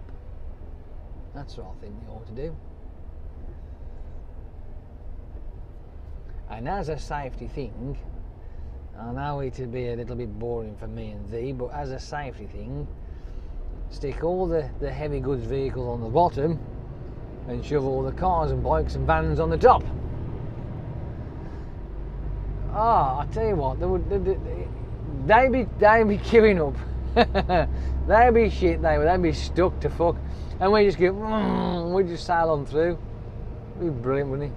Until obviously we come to some junction or whatever, that's where the fun would start. You got to think, how would you do the junctions? You know what I mean? How would you plan the junction? I mean, you'd have to stagger them, I should imagine, anyway. So, for argument's sake, you got the slip rod that goes off on this ground level, but on top, it would have to come out first, then drop down, possibly to go back up to the slip rod, or come out and then meet the top of the slip rod. But I think, personally, it'd be much easier if it came out and dropped down and then moved along the original slip rod, like, you know. But if it was a drop down one that went down and under the motorway, that'd be a steep hill, that, wouldn't it? Fuck me. Again, you'd have to have it come out early, so it drops down one level, levels off, and drops down again. So it could be doable, I suppose. Like, you know, it's the possibility is actually there. So, you know, it could be doable. Yeah. Not a bad idea, that. Or have it limited to what junctions are usable on the top shelf, right? So for argument's sake, instead of having it like, we'll go from junction 12 and you go 13, 40 all the way up to junction whatever, it skips a few. right? Maybe try that. So instead of having 12, 13, 14, 15, you might go junction 12 and you might go up to say 15, then from 15 to 17, and 17 to 20. You know what I mean? That kind of split. So you've got to make sure that you know that you are on there and you're going to be stuck on there until you get to whichever junction, you know what I mean? Sort of thing, you know. Maybe do it that way instead. It'd be much more fun, obviously, if you could have the same junctions anyway, like, you know. But hey, just thinking of ideas, thinking outside the box, as you do.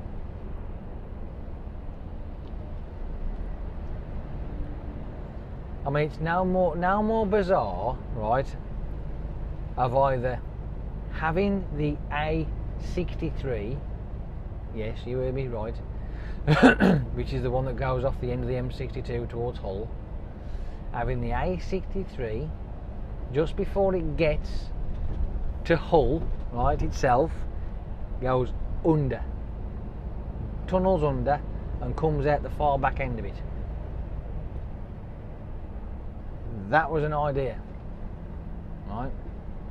The other one, which, to be honest with you, I would love to see built, is the Barra-Inverness cul-de-sac. Yes, Barra-Inverness is a fucking great big cul-de-sac, right? It's the UK's arsehole. And I don't mean that in a nasty way, it's just the fact that it's one way in and one way out. You go down, you've got to come back up. Down the 590. But there was rumours and ideas thrown around of extending the 590 out the end of it, which is down the bottom where the main industrial area is, and continuing on over a bridge and sort of connecting somewhere near Blackpool or the M6 area, so either the 55 or the M6 down there. Now that I would love to see happen. Oh, that would be the fucking nuts, that would. Absolutely. Can you imagine? Can you imagine how much time that would save to get to Barra-Inverness? Can you imagine, right? The poor lot who live up there, who want to go to Walton Towers, who have to travel 4 fucking hours to get there. You know what I mean? From the M6 junction 36, right, down to the bottom end where you go past the zoo, you go and pretty much at the very end of it is about 33 mile, where it takes about an hour or so to get that done, because it's all country lane. They have altered a few parts of it, and they've moved one section over and they've made it easier, and they've doubled it up, and you know, so, but it's not all like that, because I couldn't do it all like that, it's pretty impossible. But yeah, they have improved the road, but it's still an absolute twat bag. For those who do traverse that road quite often, yes, I've done the same myself. I used to go up and down that quite regularly. It was before they started putting the speed cameras down there, so that's how long ago it was. And yeah, it was a fun road. Definitely was a fun road. Going past that house that's sort of like the corner of it stuck out in the middle of the fucking road, it's nuts. It seems that way. I know it isn't, but it seems that way. But I think they've brought the road the other side of that now. I think you go up and around the other side of that building, it goes down and meets back down the bottom of the hill somewhere, I think, if I'm not mistaken. Makes it easier, makes it a lot more easier, it really does. Safer as well, so. But like I say, when it comes to doing things like this and altering roads or bypassing places, it's not a fucking 5-minute job. It takes years. We know this. I've mentioned it before. It takes years from the first conception of one person with a bit of power saying, I want this road bypassing, I want this little village bypassing, da da da da. It's just an onslaught then of red tape, lawyers, surveying, engineers, backwards and forwards from drawing board to fucking square one, finalising it all. But anyway, once that's all done, then they start digging. Probably about 5 or 6 years on down the line when they first, thought the idea.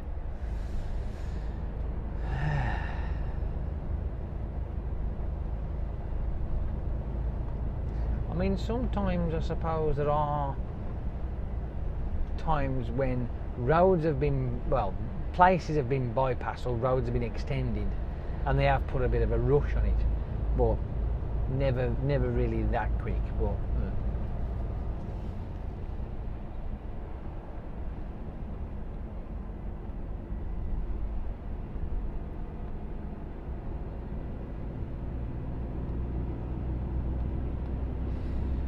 But I mean, would you yourself, if you do live in that neck of the woods, would you like to see an expansion bridge of some sort that goes from the bottom of the 590 and carry on?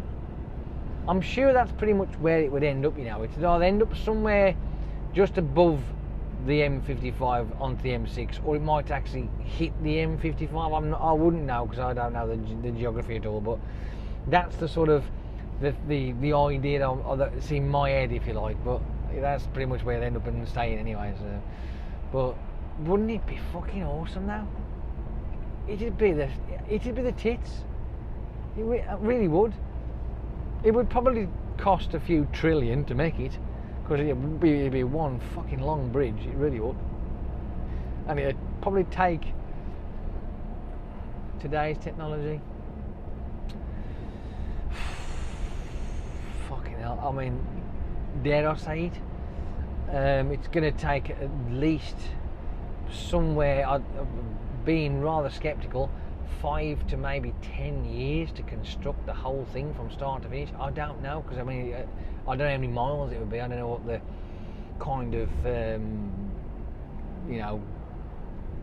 problems that actually occur when they're they're involved in doing all that kind of thing. What they would come up against, because remember, when they build bridges across water, they have to go down to the bottom of the water, right? Yeah, the bottom bit, the land. Then they have to dig as far down as they can to put in temporary isolation points, and then they sink them in, build those up to the surface of the water, pump the water out of that particular area for the platform to be dug down. Then they have to dig right the way down as far as they need to go. Then they have to put some sort of foundation in, concrete, steel, or whatever, all sorts of gubbins, build the leg up, fill that area back in with its land, right, the soil or whatever, the silt, whatever it is they've pulled out, clay or something, I don't fucking know, rock, debris, whatever. And then once they've built that column of some sort to the surface of the water, they may leave it open to dry air for a period of time for it to cure, I imagine. I mean, I'm only speculating this, I'm no bridge building person. It's just something that you surmise. But then once it's settled and done, they may, like I say, they might leave it open to the air for a period of time, but then eventually pump the water back in. They won't just rip these things. They have to pump the water back in, then disassemble the chamber area, the perimeter bit, whatever you want to call it, and and then start again, and each leg stanchion, and do all that, and it's the time that it would take for each leg to be constructed and the ground dug out and done whatever they do with it. I mean, I don't know, I'm only just guessing. That's how I would see it being done. It's a little bit similar to the way they did the new tunnel on the Tyne Tunnel area, because the old one, obviously, when you're going north through the 19, you go under it, and as you come up and out the top, it spirals round, right, and then it ends up at the top. But the other section coming south, that literally goes down and straight out. But when they did it, they literally parted the fucking sea, if you know what I mean, in sections, like, you know. And as they dropped these partitions into the water and blocked it off, then they pumped that section of water out, dug down, laid foundation, and dropped the tunnel into it, the concrete tunnel into that area. It's done what they've got to do with that, sealed it off, and then released the water on top. Then they did another section of these partitions, dropped them in, sealed that up, pumped the water out, dropped another piece of concrete, and then they sealed all that up. You know what I mean? It's clever stuff. You know, it's clever stuff. It really is. It ain't nothing to be fucking snooted at. It really ain't. It's clever stuff, mate.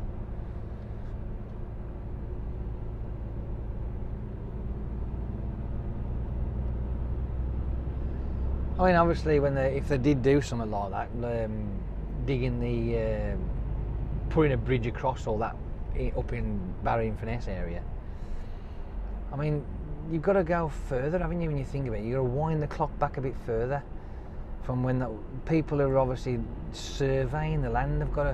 People have got to go out there on their boats and what have you, and geotherm the fucking floor of it, and to see where the structures are, what kind of materials are down there, whether it's going to be rock or sand or silted kind of thing, or a clay substance, how far down. Oh man, will they come to a softer area or a hard area? They would probably prefer the hard area, though it would make fucking work a lot more difficult and long-winded. But if it's a harder surface, it's going to be stronger. A lot stronger. It just takes a lot more time to do it, that's all. Yeah. And then it's a matter of putting the bridge together then, isn't it? All these fascinating things they'd have to do.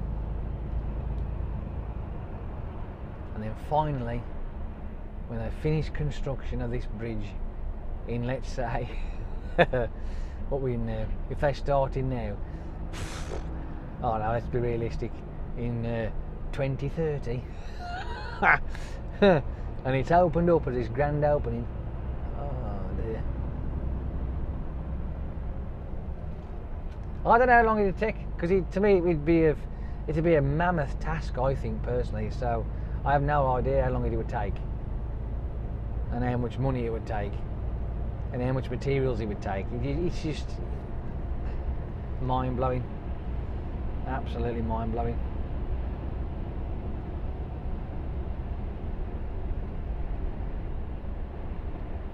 This is nice.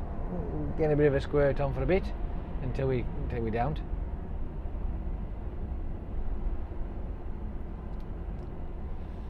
But yeah, I mean, if there was ever any kind of road that I would love to have built, that would definitely be it. 100%, hands down, that would be it. That would. Oh yeah. And there's probably a bunch of people up there thinking the same. Don't you dare tell me that they're actually started already. Don't get doing that, because that just wind me up, that will.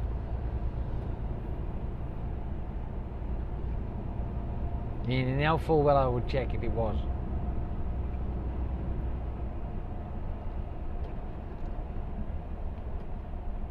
There is one other particular road that I wouldn't mind seeing changed from its 2 lanes to a 3-lane motorway. And we all know that is the A1 from junction 35, which is the junction 2 of the M18, going northbound and coming southbound to that point.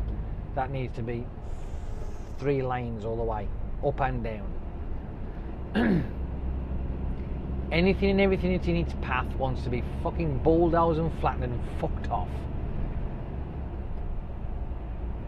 I know it sounds rather harsh, but I do hate that section of road. It is horrible, absolutely horrible.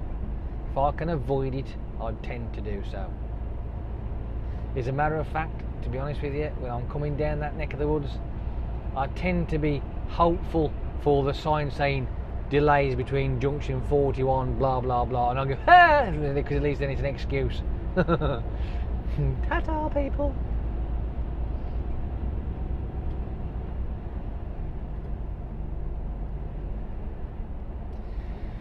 Well, it's getting dark, look, boys and girls. Well, it's been getting dark now for the last fucking hour, hasn't it, really? It's 5 o'clock, it's pitch black already. This is shite, Aid. Absolute shite. We don't want this weather, though. This weather needs to bog off. I think we all need to have our fingers crossed for Saturday night for the weather to be the tits. Don't matter about it being cold, because there's going to be a whacking great big fire, but we just don't want rain or fog or anything like that. It needs to be clear, like it is now. I mean, this is fine, but we just minus the rain. That's what we want. That would be awesome. Thank you very much. I would like to book that right now, please. So all day Saturday until Sunday morning, perfectly fine. If you want to have a nice starry night to make it even more the tits, then I'm happy for that as well. But if you can't manage that and it's just cloudy, as long as it don't rain, I don't care. Tell you asking for much, is it really? Think about it. Well, according to that, it says to junction 16, 8 minutes. Does it look like it's going to take 8 minutes? I don't fucking think so. I think somebody's having a bit of a laugh there, aren't they?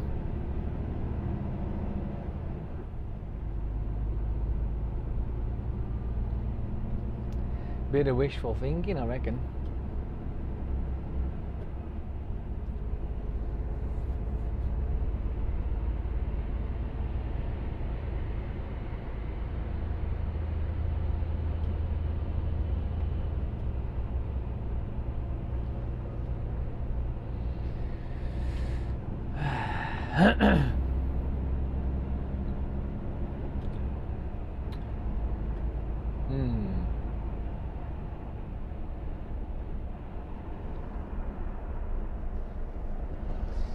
I have been looking at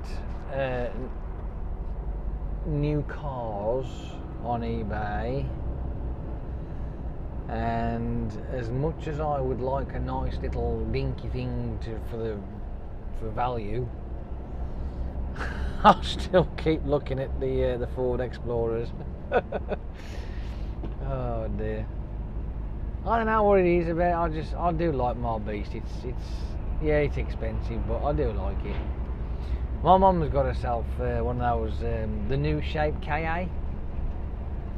It's a basic one. It's nothing. It ain't like the car. She had a Fiesta with all. It was the one with all the flutes and whistles on it, like, you know what I mean, electric this, electric that, and that and the other. But she's got this KA one now, and it's all right. I asked her how much the tax was on it. She said it's 30 quid. I'm thinking, fucking hell, man. And how much was the other one? 130. That's a bit bizarre, really. You know, but yeah, it was. Mine, on the other hand, is 200 and something or other, I think. Yeah, but I pay mine monthly, so you don't tend to notice it that much.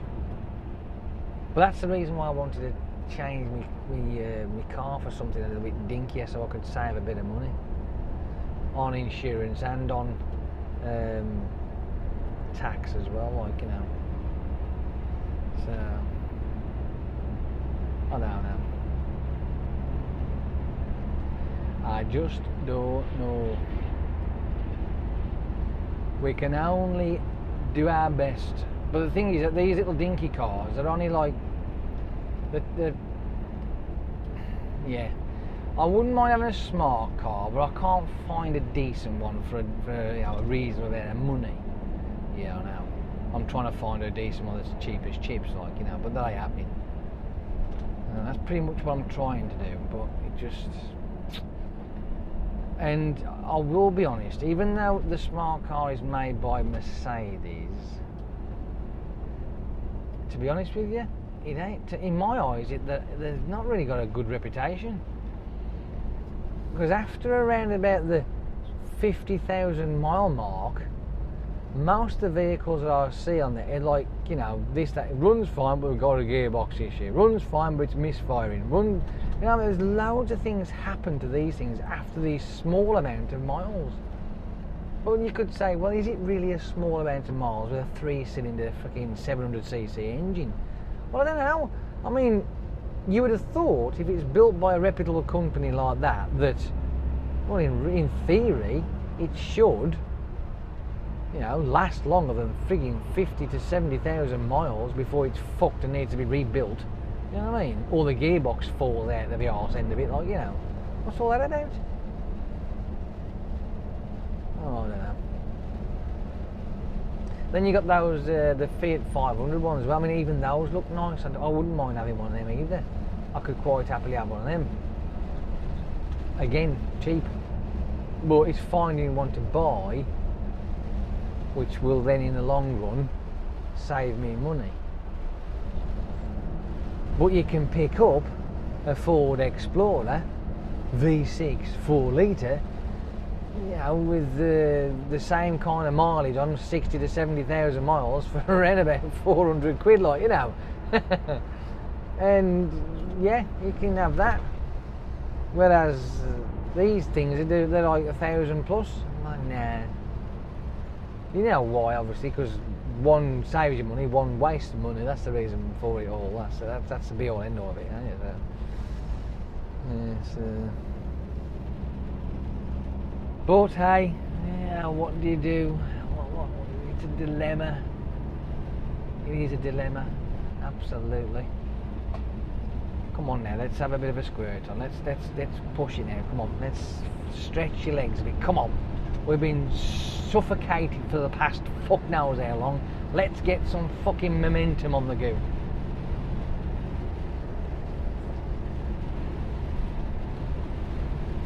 There you go. Have that. Right, can I move over? I am only going slow. So let's find out yet. Are we going to catch up with Mr. Portaloo here? Or the fuck it is?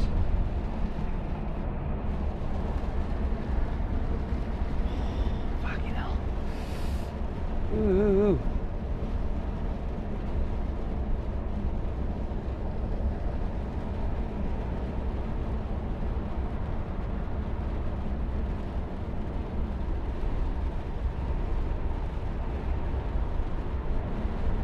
I'm catching up. I am definitely catching up. I am definitely catching up now.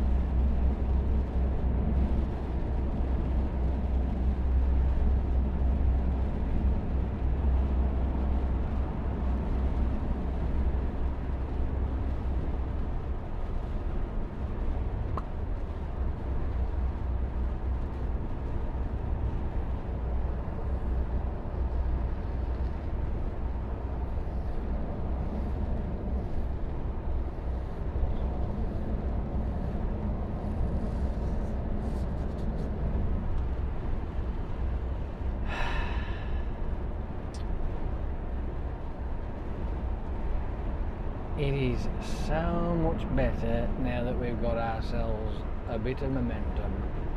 No more queuing, he says.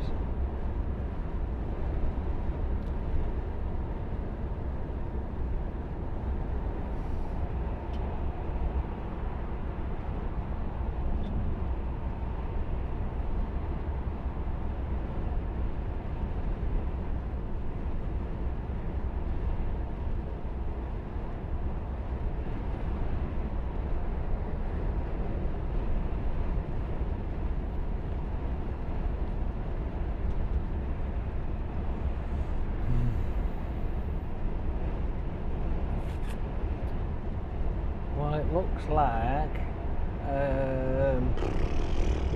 we got there 10 past 5.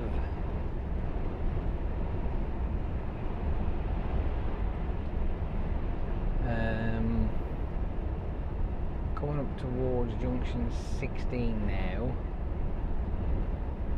No, it's definitely going to be after 6 o'clock before I get back in the yard. Ooh, it's going to be close. Especially, see, this is the problem, right? Because the fucking because this vehicle is a lot slower than any other vehicle we've got. The slower you go, the more drive time you use. It's obvious. That is a key factor of the concept. The slower you go, the more drive time you use. So there's a possibility that I might have to have a fucking break before I even get to the yard. Might. It depends. Because at the moment, with me being here, I might get away with it. If you are at 16, see what time I've got left on the clock when I'm driving past 15. It ain't far, but it's far enough. But normally you can do from say 15 to the yard, it's normally around about 40 to 45 minutes. Because I know that when I've got a decent truck and it does bat along a bit, from up in Stoke, down and around and off, you can, and back to the yard, you can normally do it roughly in around about 50 minutes. So, yeah, it's going to be a bit of a tough one, this. But if that's the case, I'll have to go and tell them, you come and get me, because I'm going to have to have half an hour. Or I'll have to stop at Stafford Services, have half an hour there. I've already had 15, so I ain't got to worry about that.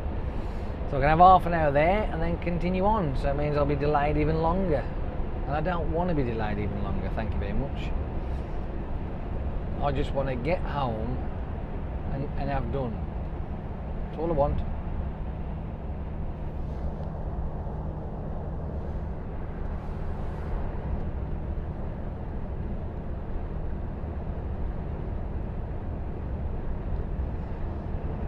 I'm fed up with long days. Long days is annoying.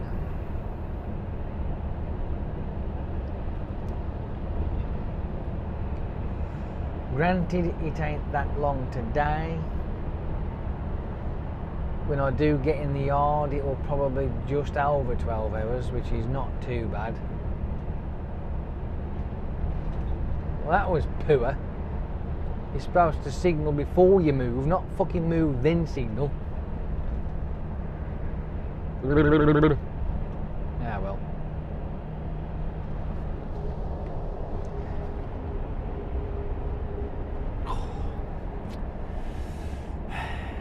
Well, the other dilemma I'm going to have though is what do I have for food today? I've already had my munch earlier.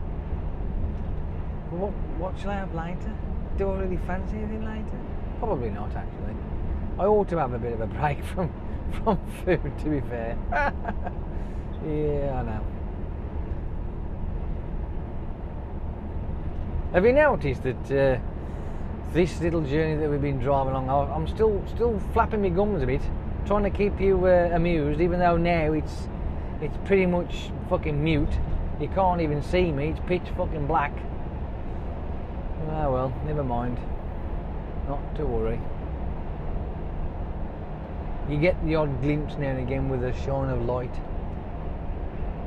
I could turn the lights on, I suppose, couldn't I? But nah. Just nah.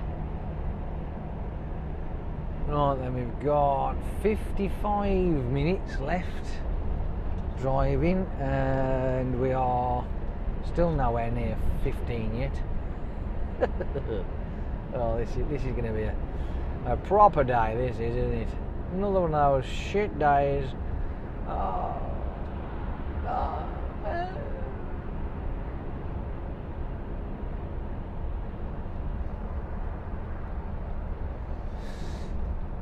the problem is, right, that you find that through the day there is a certain point where it's what I class as the sweet spot, right, where you miss all the shit in the morning, you're up in whatever location of the country, if you're a dayman that is. I mean, obviously if you're not, then it doesn't matter.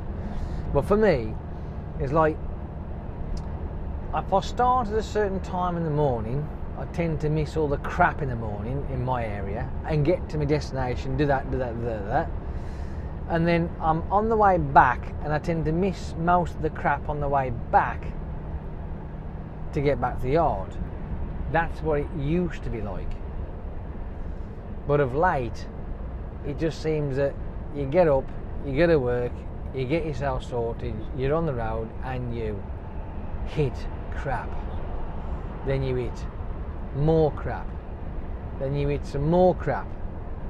And it's never-ending crap. It really is. I'm like, what happened to the good old days? Oh, I don't know. Whatever. Sod's law. It's going to be like this anyway from now on.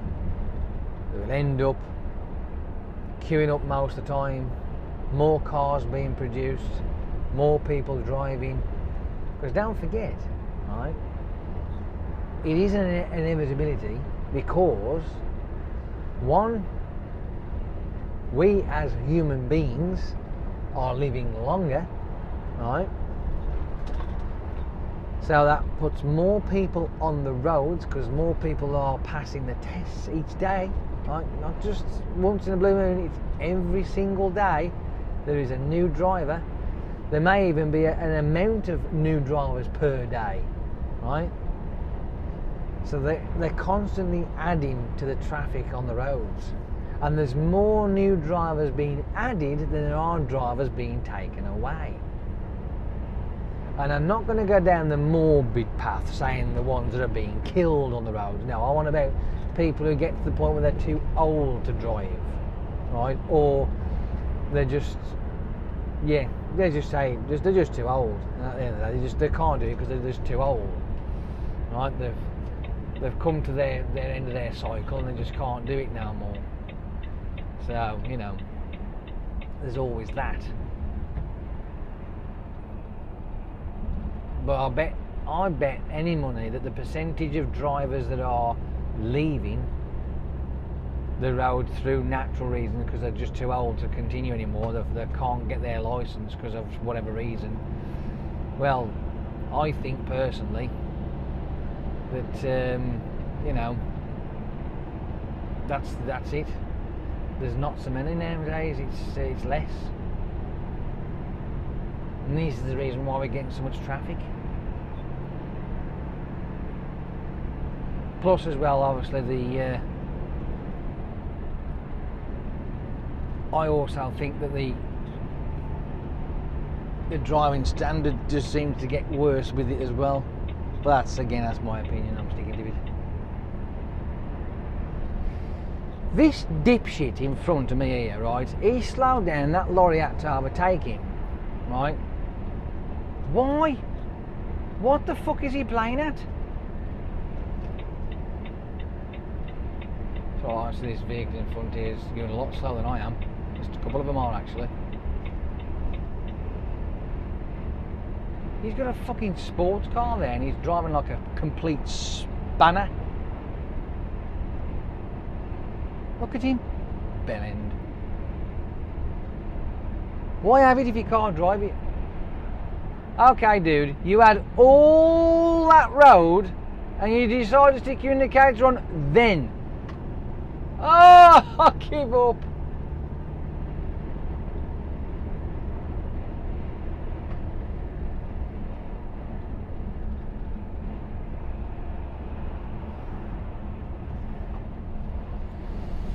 Oh, let's have a coast down the hill, shall we?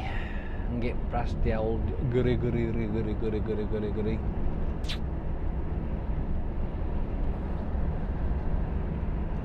don't do no more their work anymore. We used to, we don't do no more. See, I miss that, I do.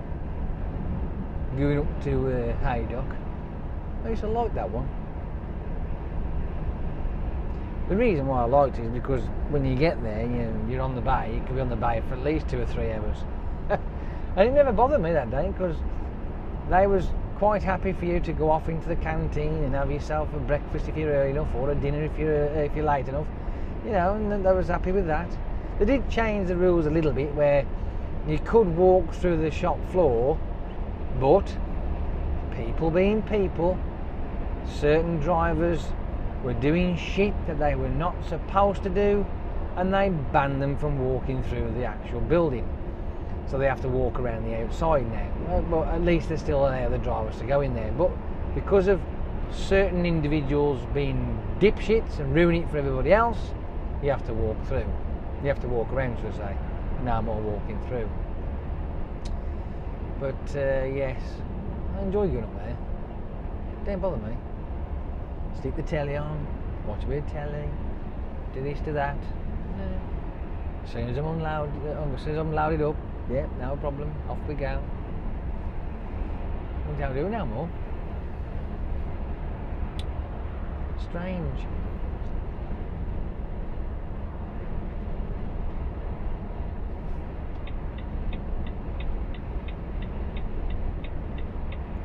It's fucking loud, that is it. Bonk donk bonk donk bonk donk bonk donk bonk donk bonk donk. It's making sure you fucking know it's on.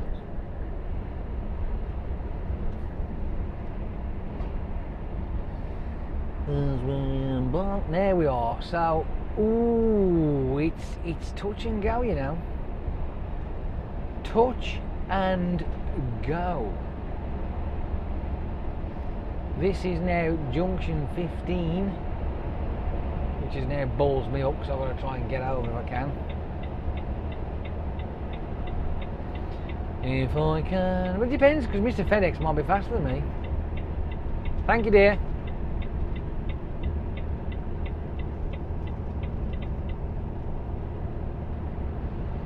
So if I get past Mr. FedEx, if I can, that is, because I might get up this hill and go, moo. He's bound to be faster than this thing anyway, because even milk floats are faster than this fucking thing, so yeah. Well, I am creeping. I'm going to be creeping for long, but I am creeping.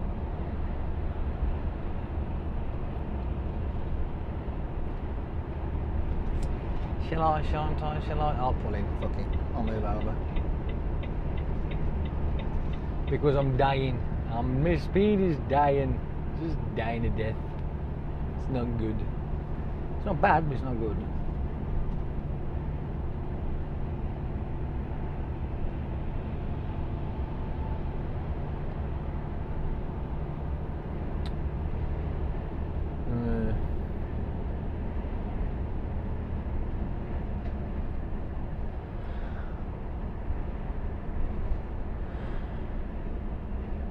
Good grief, I'm tired. I am very tired.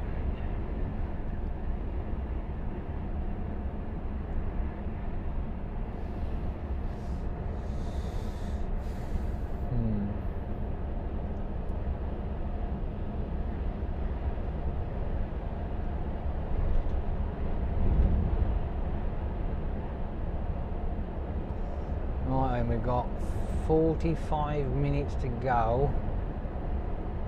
And it should be a possible 45 minutes drive left. Oh, it's gonna be shit. It's gonna be shit. I know it is.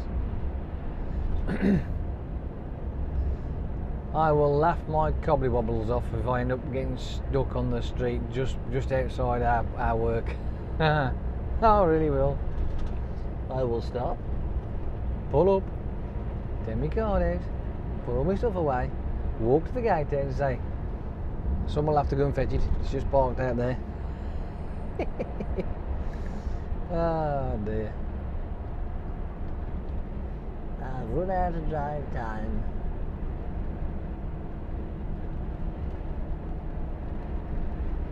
But we'll see. We'll have to wait and see. When we get towards Stafford Services, it should be Around about 12 minutes to get to Cannock. At least that's what they reckon anyway. So I think it's either 12 minutes to Cannock itself or 12 minutes to the junction of Cannock, which is junction 12. So then we can gauge it from there then to see what we've got. Oh, it's not looking good. No. And I've been doing really well in my infringements, I have. Yeah, I've got a clean card. I think I've had like one infringement within a couple of months, like, you know. So I haven't done too bad. And that was only like a minute over, I think, while I was driving, something stupid.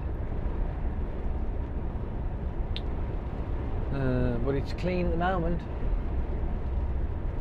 which is what I like, I prefer.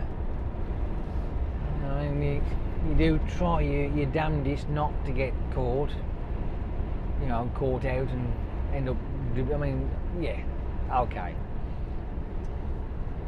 There may be some incident where you are completely stuffed and you got no option.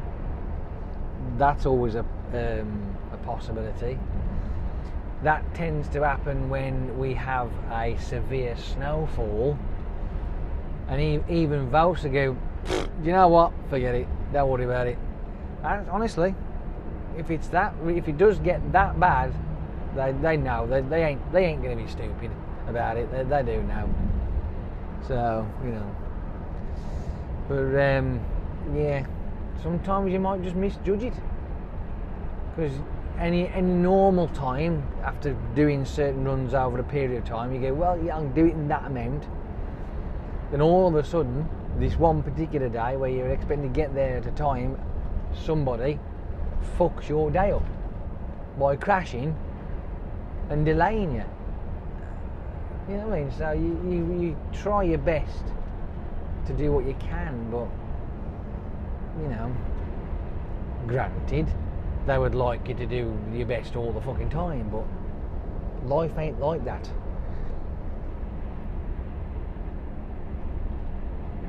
Unfortunately, you know, it has its ups and downs. It's left and right, it's backwards and forwards, inside out, back to front.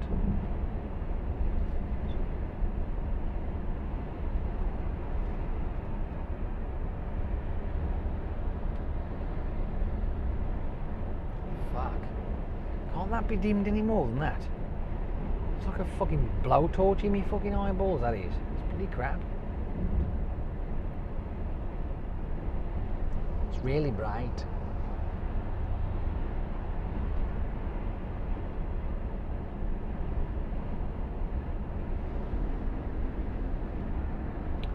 I don't know where it is.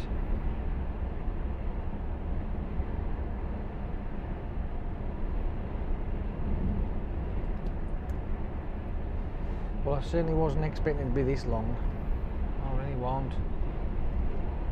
I should have been back in the arm by now. But that bag of snot up there is what's kept us pinned. Ooh. Where are we now? Let's have a look. What's coming up here? Is this the services? It is, isn't it? This is the service up here. Do you know what?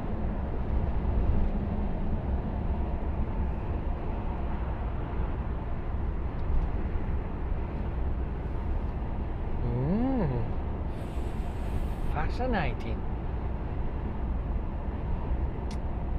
Yeah, we might. I tell you what, you know, we might be in with a shout here.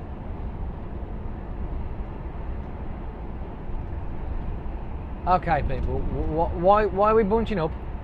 What's going on?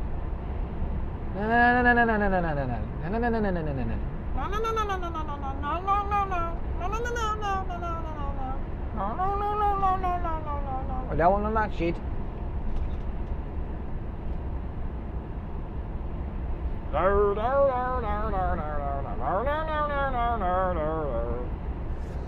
Yeah, to junction 12, 14 minutes, okay? That Do you know what? Let's get on. Let's crack on, shall we? We are going to be close, but we will do it. We can squeeze it in. I'm sure. I'm hoping. We'll find out.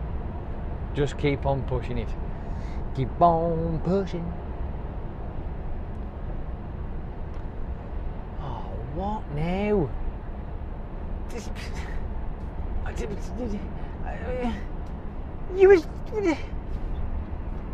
Why are you slowing down, you turd?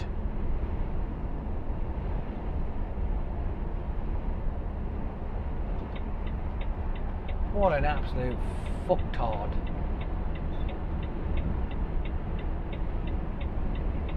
Thank you very much, Lee. You watch him speed up now, the git. He's got no reason for him to be slowing down. I know I'm coasting a bit now, but I was earlier. That's just being fucking spiteful.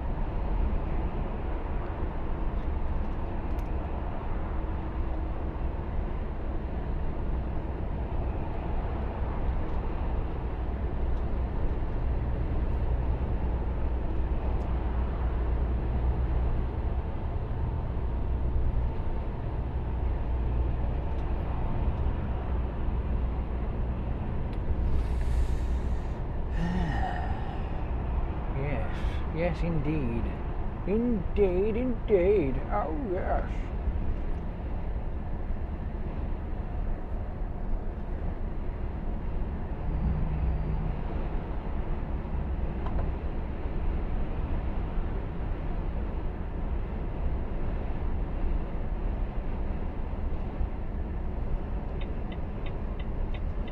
Moving on over.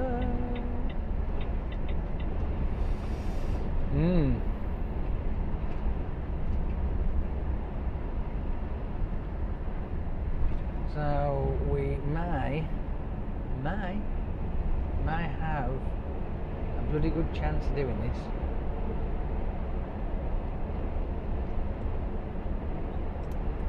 As long as we don't have any interference with other vehicles slowing down for no fucking reason whatsoever. With no reason whatsoever. Just being a complete flathead.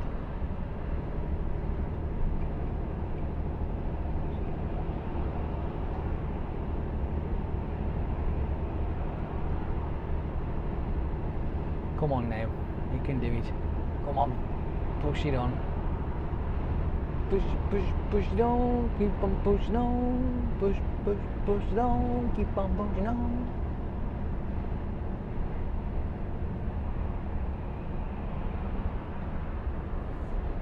I will be honest with you, because of this vehicle being as slow as it is, I was certainly not expecting to be overtaking anybody.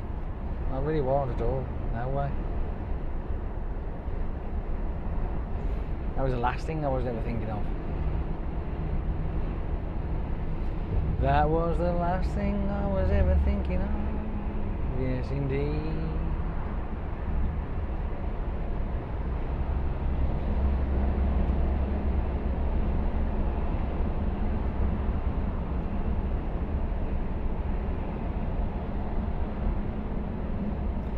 Right then. Here we go.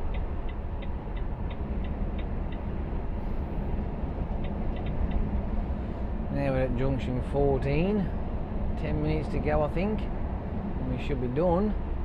That'll put me at around about 5 past the 4th hour.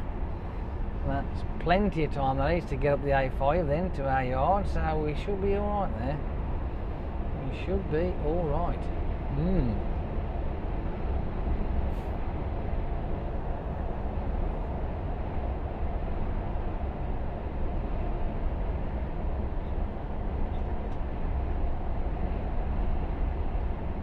Great Scott.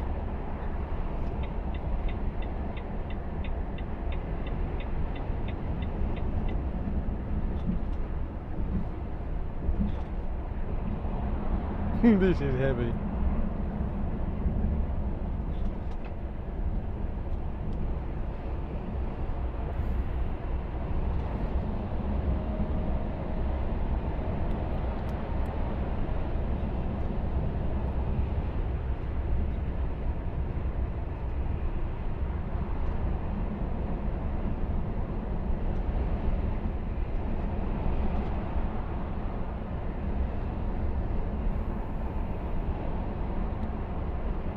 I must admit, it does seem to have cleared up a bit down here, isn't it? As in weather-wise. I mean, I don't know, but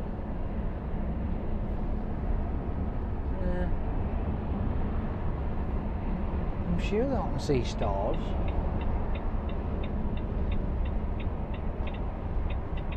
I'm not banking on it. There might be planes that are flapping around the sky, mind you. It might not be stars, but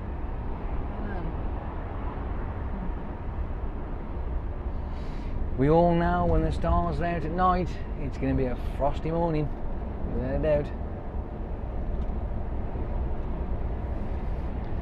Scraping the windscreen again. Ugh, boo.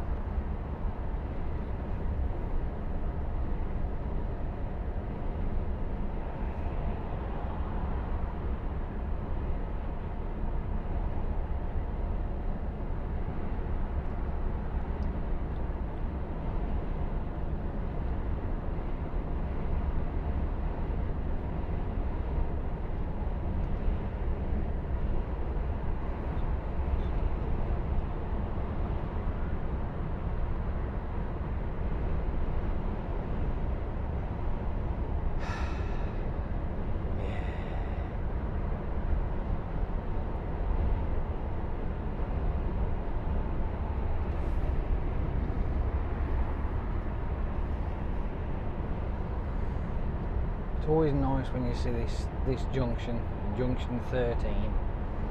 It's like you see it. For me, I go right out 13. I'm getting off for the next one. Ah, finally made it.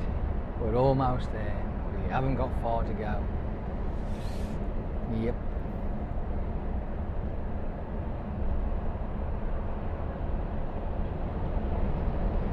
Six more minutes to go.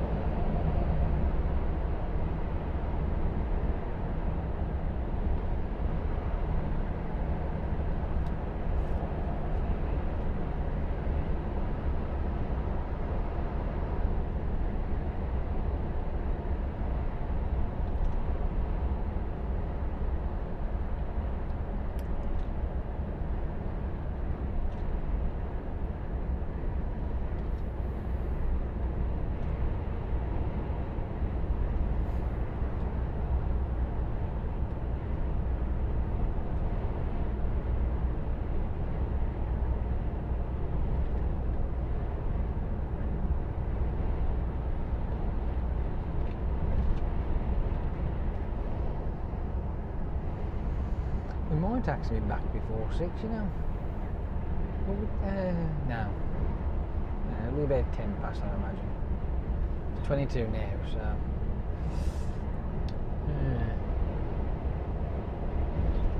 And again, you never know. We've only got a few more minutes left to get off here.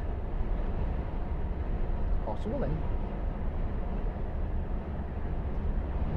We might get back before 6 o'clock. How cool is that? Oh, fucking brilliant.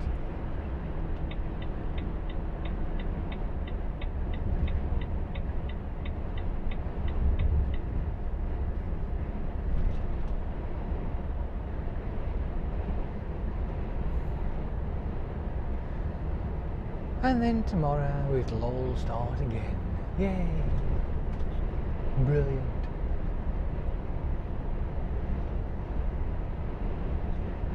But like I did say, which it's already said and done now, because obviously it's fucking next week. But I'm going to get the cameras out and go down to the bonfire and record it. Yeah, I will do that. I will do that. Yes, I will. I will do that.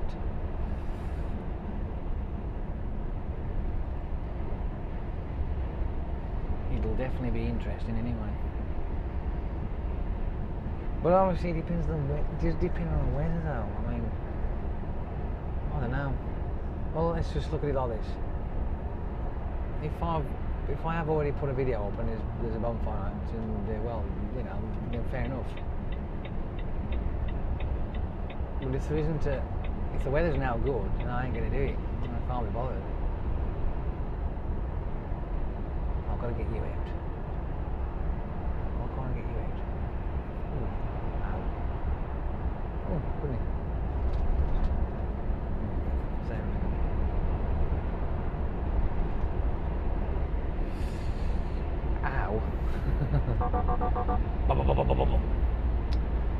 That noise is because I just crossed over the line. Yes, it has got line indicators as well to keep you in line. It basically, right, if you decided to nod off and you swerved across the line without indicating, it makes that silly noise, which is a good idea actually. Watch, ready?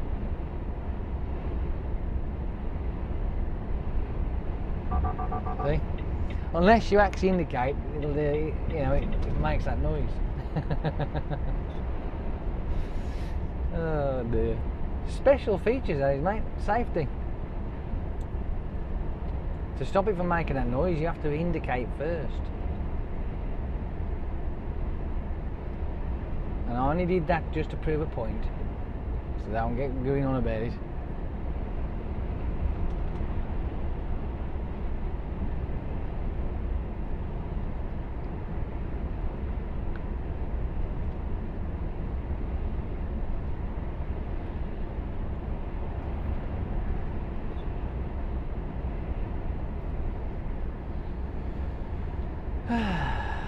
Oh, we're almost at the mile marker. Oh yes.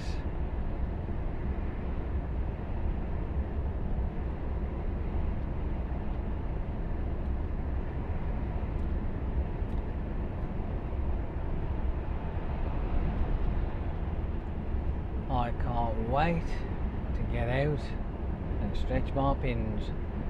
My legs are aching, my butt's aching, and I need some fresh air. I could help in winter, I suppose, but hey.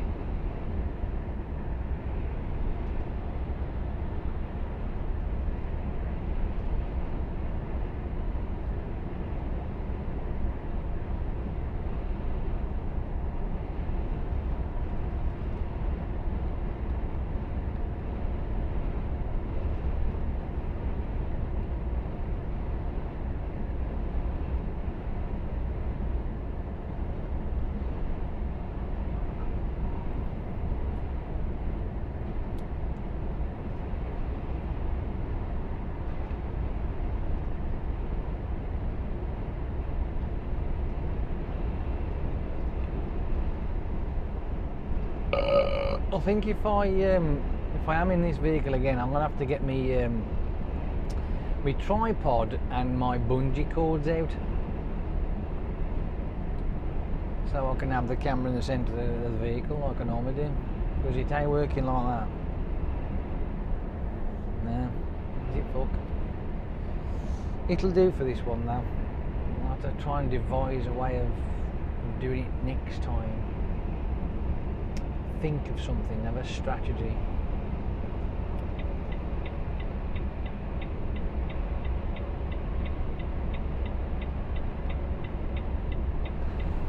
I have got an idea that's just wanged in my head, which probably would work actually,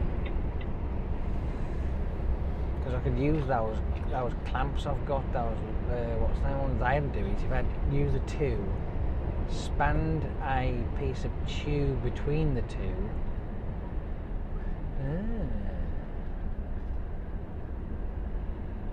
With a piece of all thread, and I've got some all thread. Do you know what? That's not a bad idea actually. That might work.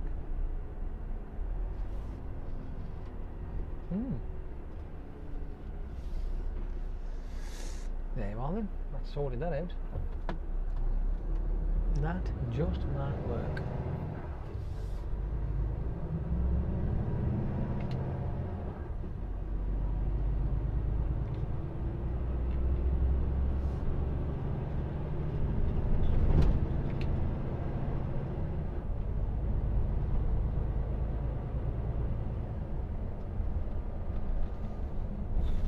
Because down on the bottom of the bed here, that can be clamped onto, but just using the one clamp isn't sturdy enough. But if I use two clamps with a piece of bar spanned between the two, that would make it a lot more rigid. Yes. My noodle has just unfuddled it. I'll have to have a look into that.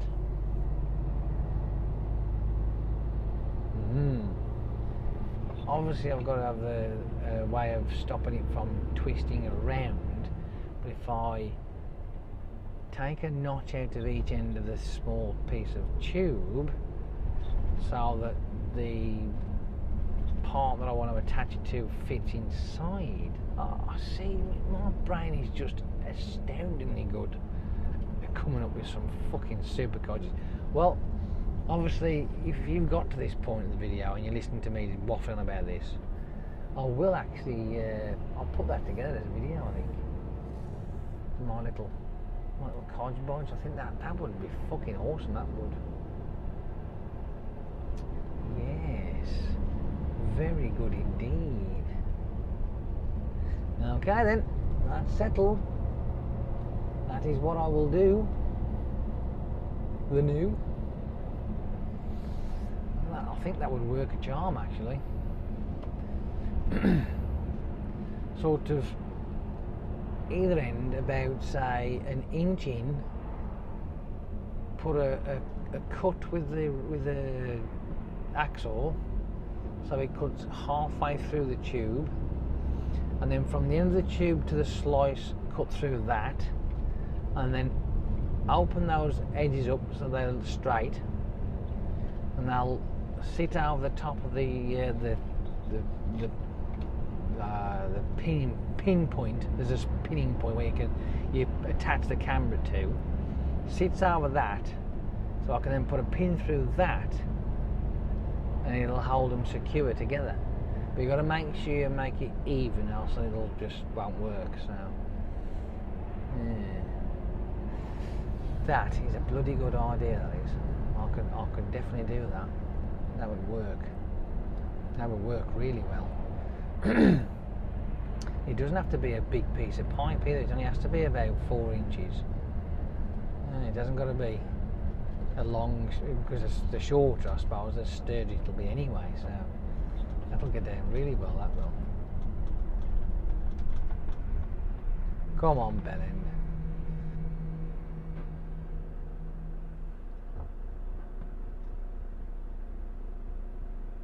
I can't go nowhere anyway, so come on people, hurry up.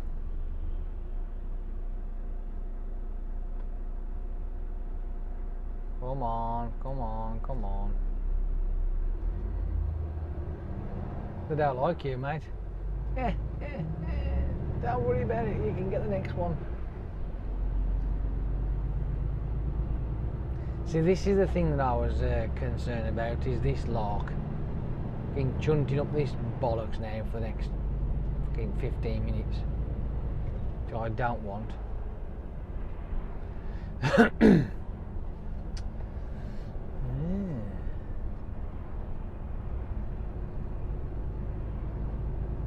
Do you know what? I might actually have a go at that tonight when I get in. I might just do that and have a look just to see if it's doable. And once I've put it together, I mean, I can, like I say, I'll video it.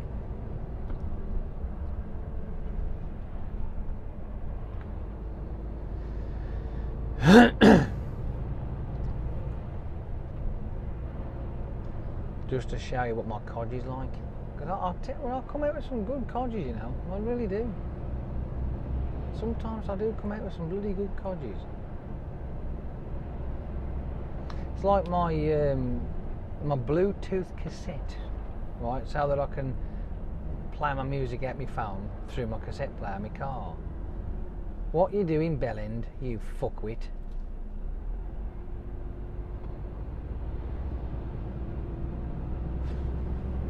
You could have just drove on, wouldn't have hurt you.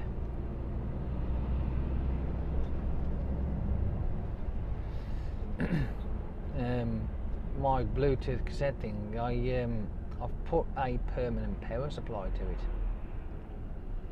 and the beauty of it is, because it's obviously synced up to my phone, so whenever I get in my car and start the ignition on, because once it clicks on, it activates it and it turns it on, and then it hooks up to my phone straight away. It's brilliant, it really is, and it's never flat. It's always constantly charged up. It's never flat. Brilliant. It's the best bodge ever, that is, I tell you.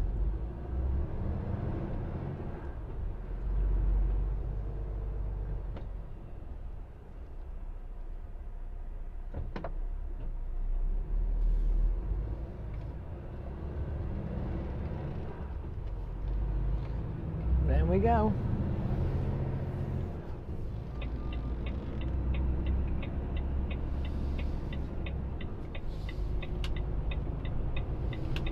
That does feel like it's got a centre steer, you know. It certainly does.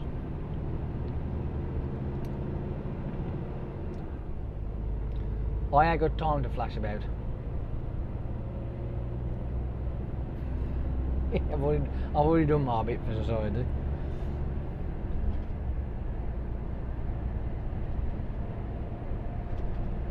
It's getting close. I've still got 15 minutes to play with, mind you, but you know, it'll be flashing up for the 4:15 brake alert. Brake, brake, you need a brake. Not yet, I don't. Shut up.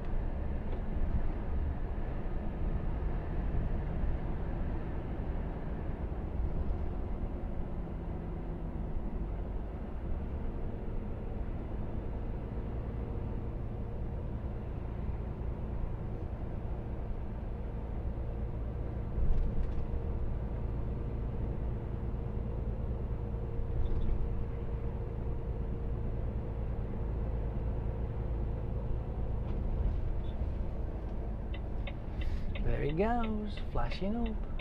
Oi, you need a brake. Oh no. I'll be on a permanent one, I mean.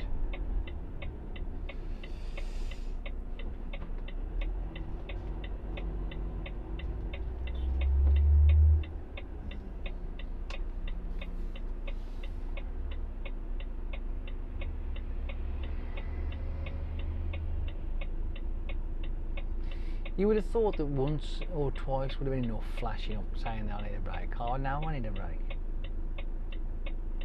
You've got to keep flashing.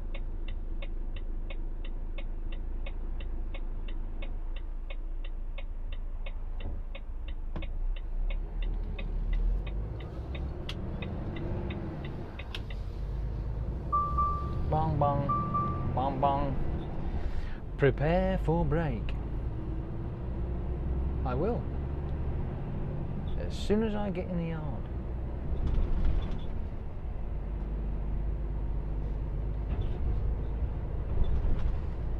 Well, that was a relief, I got to admit, that I got back in time. I was a bit concerned there, as it was, what's the name, getting close to my time, up at bloody whatever it was, junction 16. But no need to panic, no need for alarm, we've sorted it out, it's fine.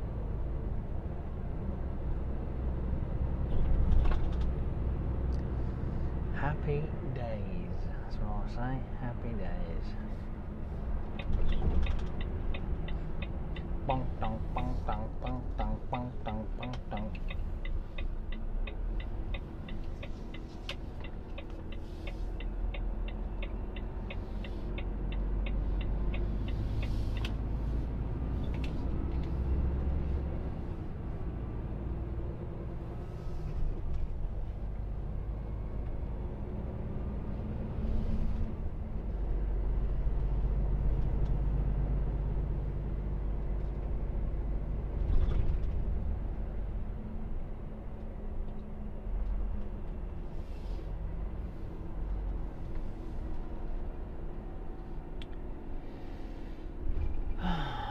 And the gate shut. Why is that?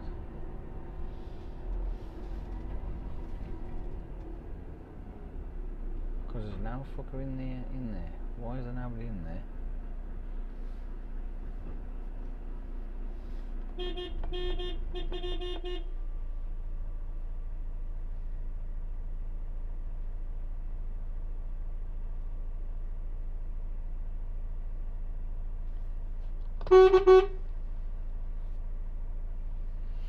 Yes, it's got two horns on it.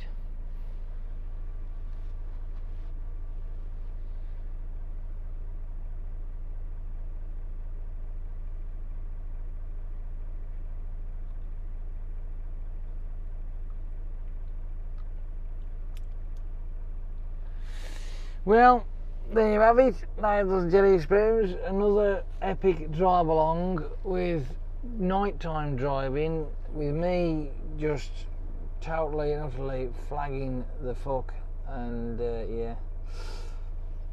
But hey, that's another day done. Awesome stuff. And you'll probably want to know where this is, what it's for, where it's going.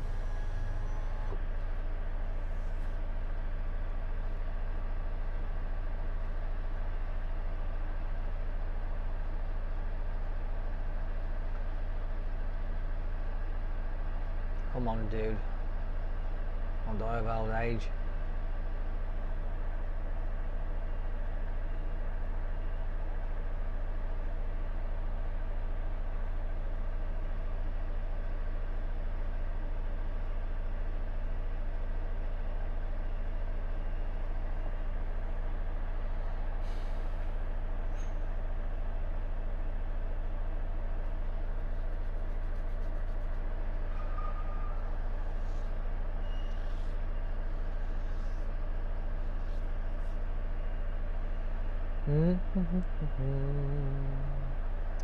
Apparently we're having a new barrier, one that raises up and drops down, so it'll be a darn sight fucking quicker than this bag of shit we've got.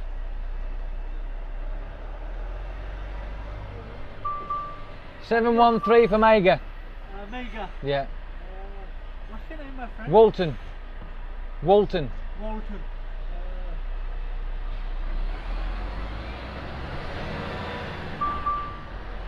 Bong bong, bong bong, yes I know. I'm gonna park it up and then we're gonna go. Go, go, go, go, go. So I shove it in there. Seems like a nice place to put it, doesn't it? Nobody's using it at the moment, so we might as well. Oop, we don't need that bit though. We'll get that bit out of the road. That's right. Just checking. Be pretty important if I might record, wouldn't it?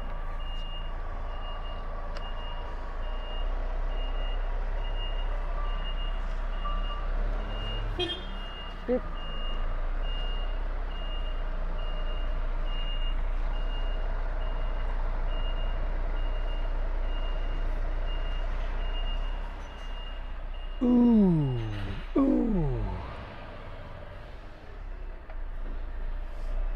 Is that sticking out a bit far or what?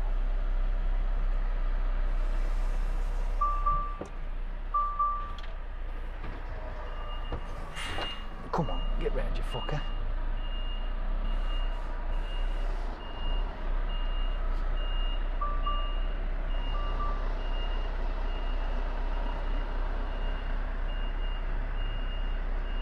It's a bit close to me camera.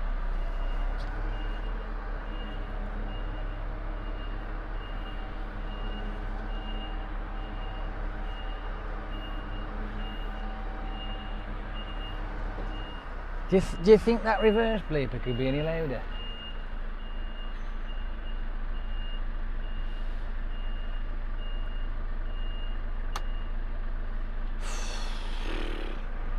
Move it over a bit. Just a bit.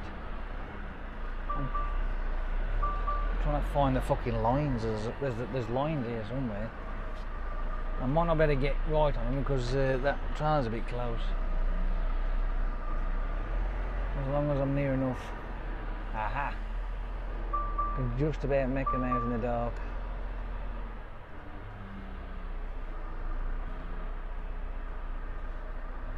I think that'll do. That will do me. Nicely. Perfect. That's it then, I'm going now. I've had enough. Game over. It's another one of these ridiculously long ones, but it's in the dark, so whether it works out or not I don't know. We'll have to wait and see. So have yourself a great evening and all the rest of it, or a great day, or whatever you're doing at the moment, and enjoy yourself. And it's time to go, so go on then. Off you pop. Pop, poppity poppings.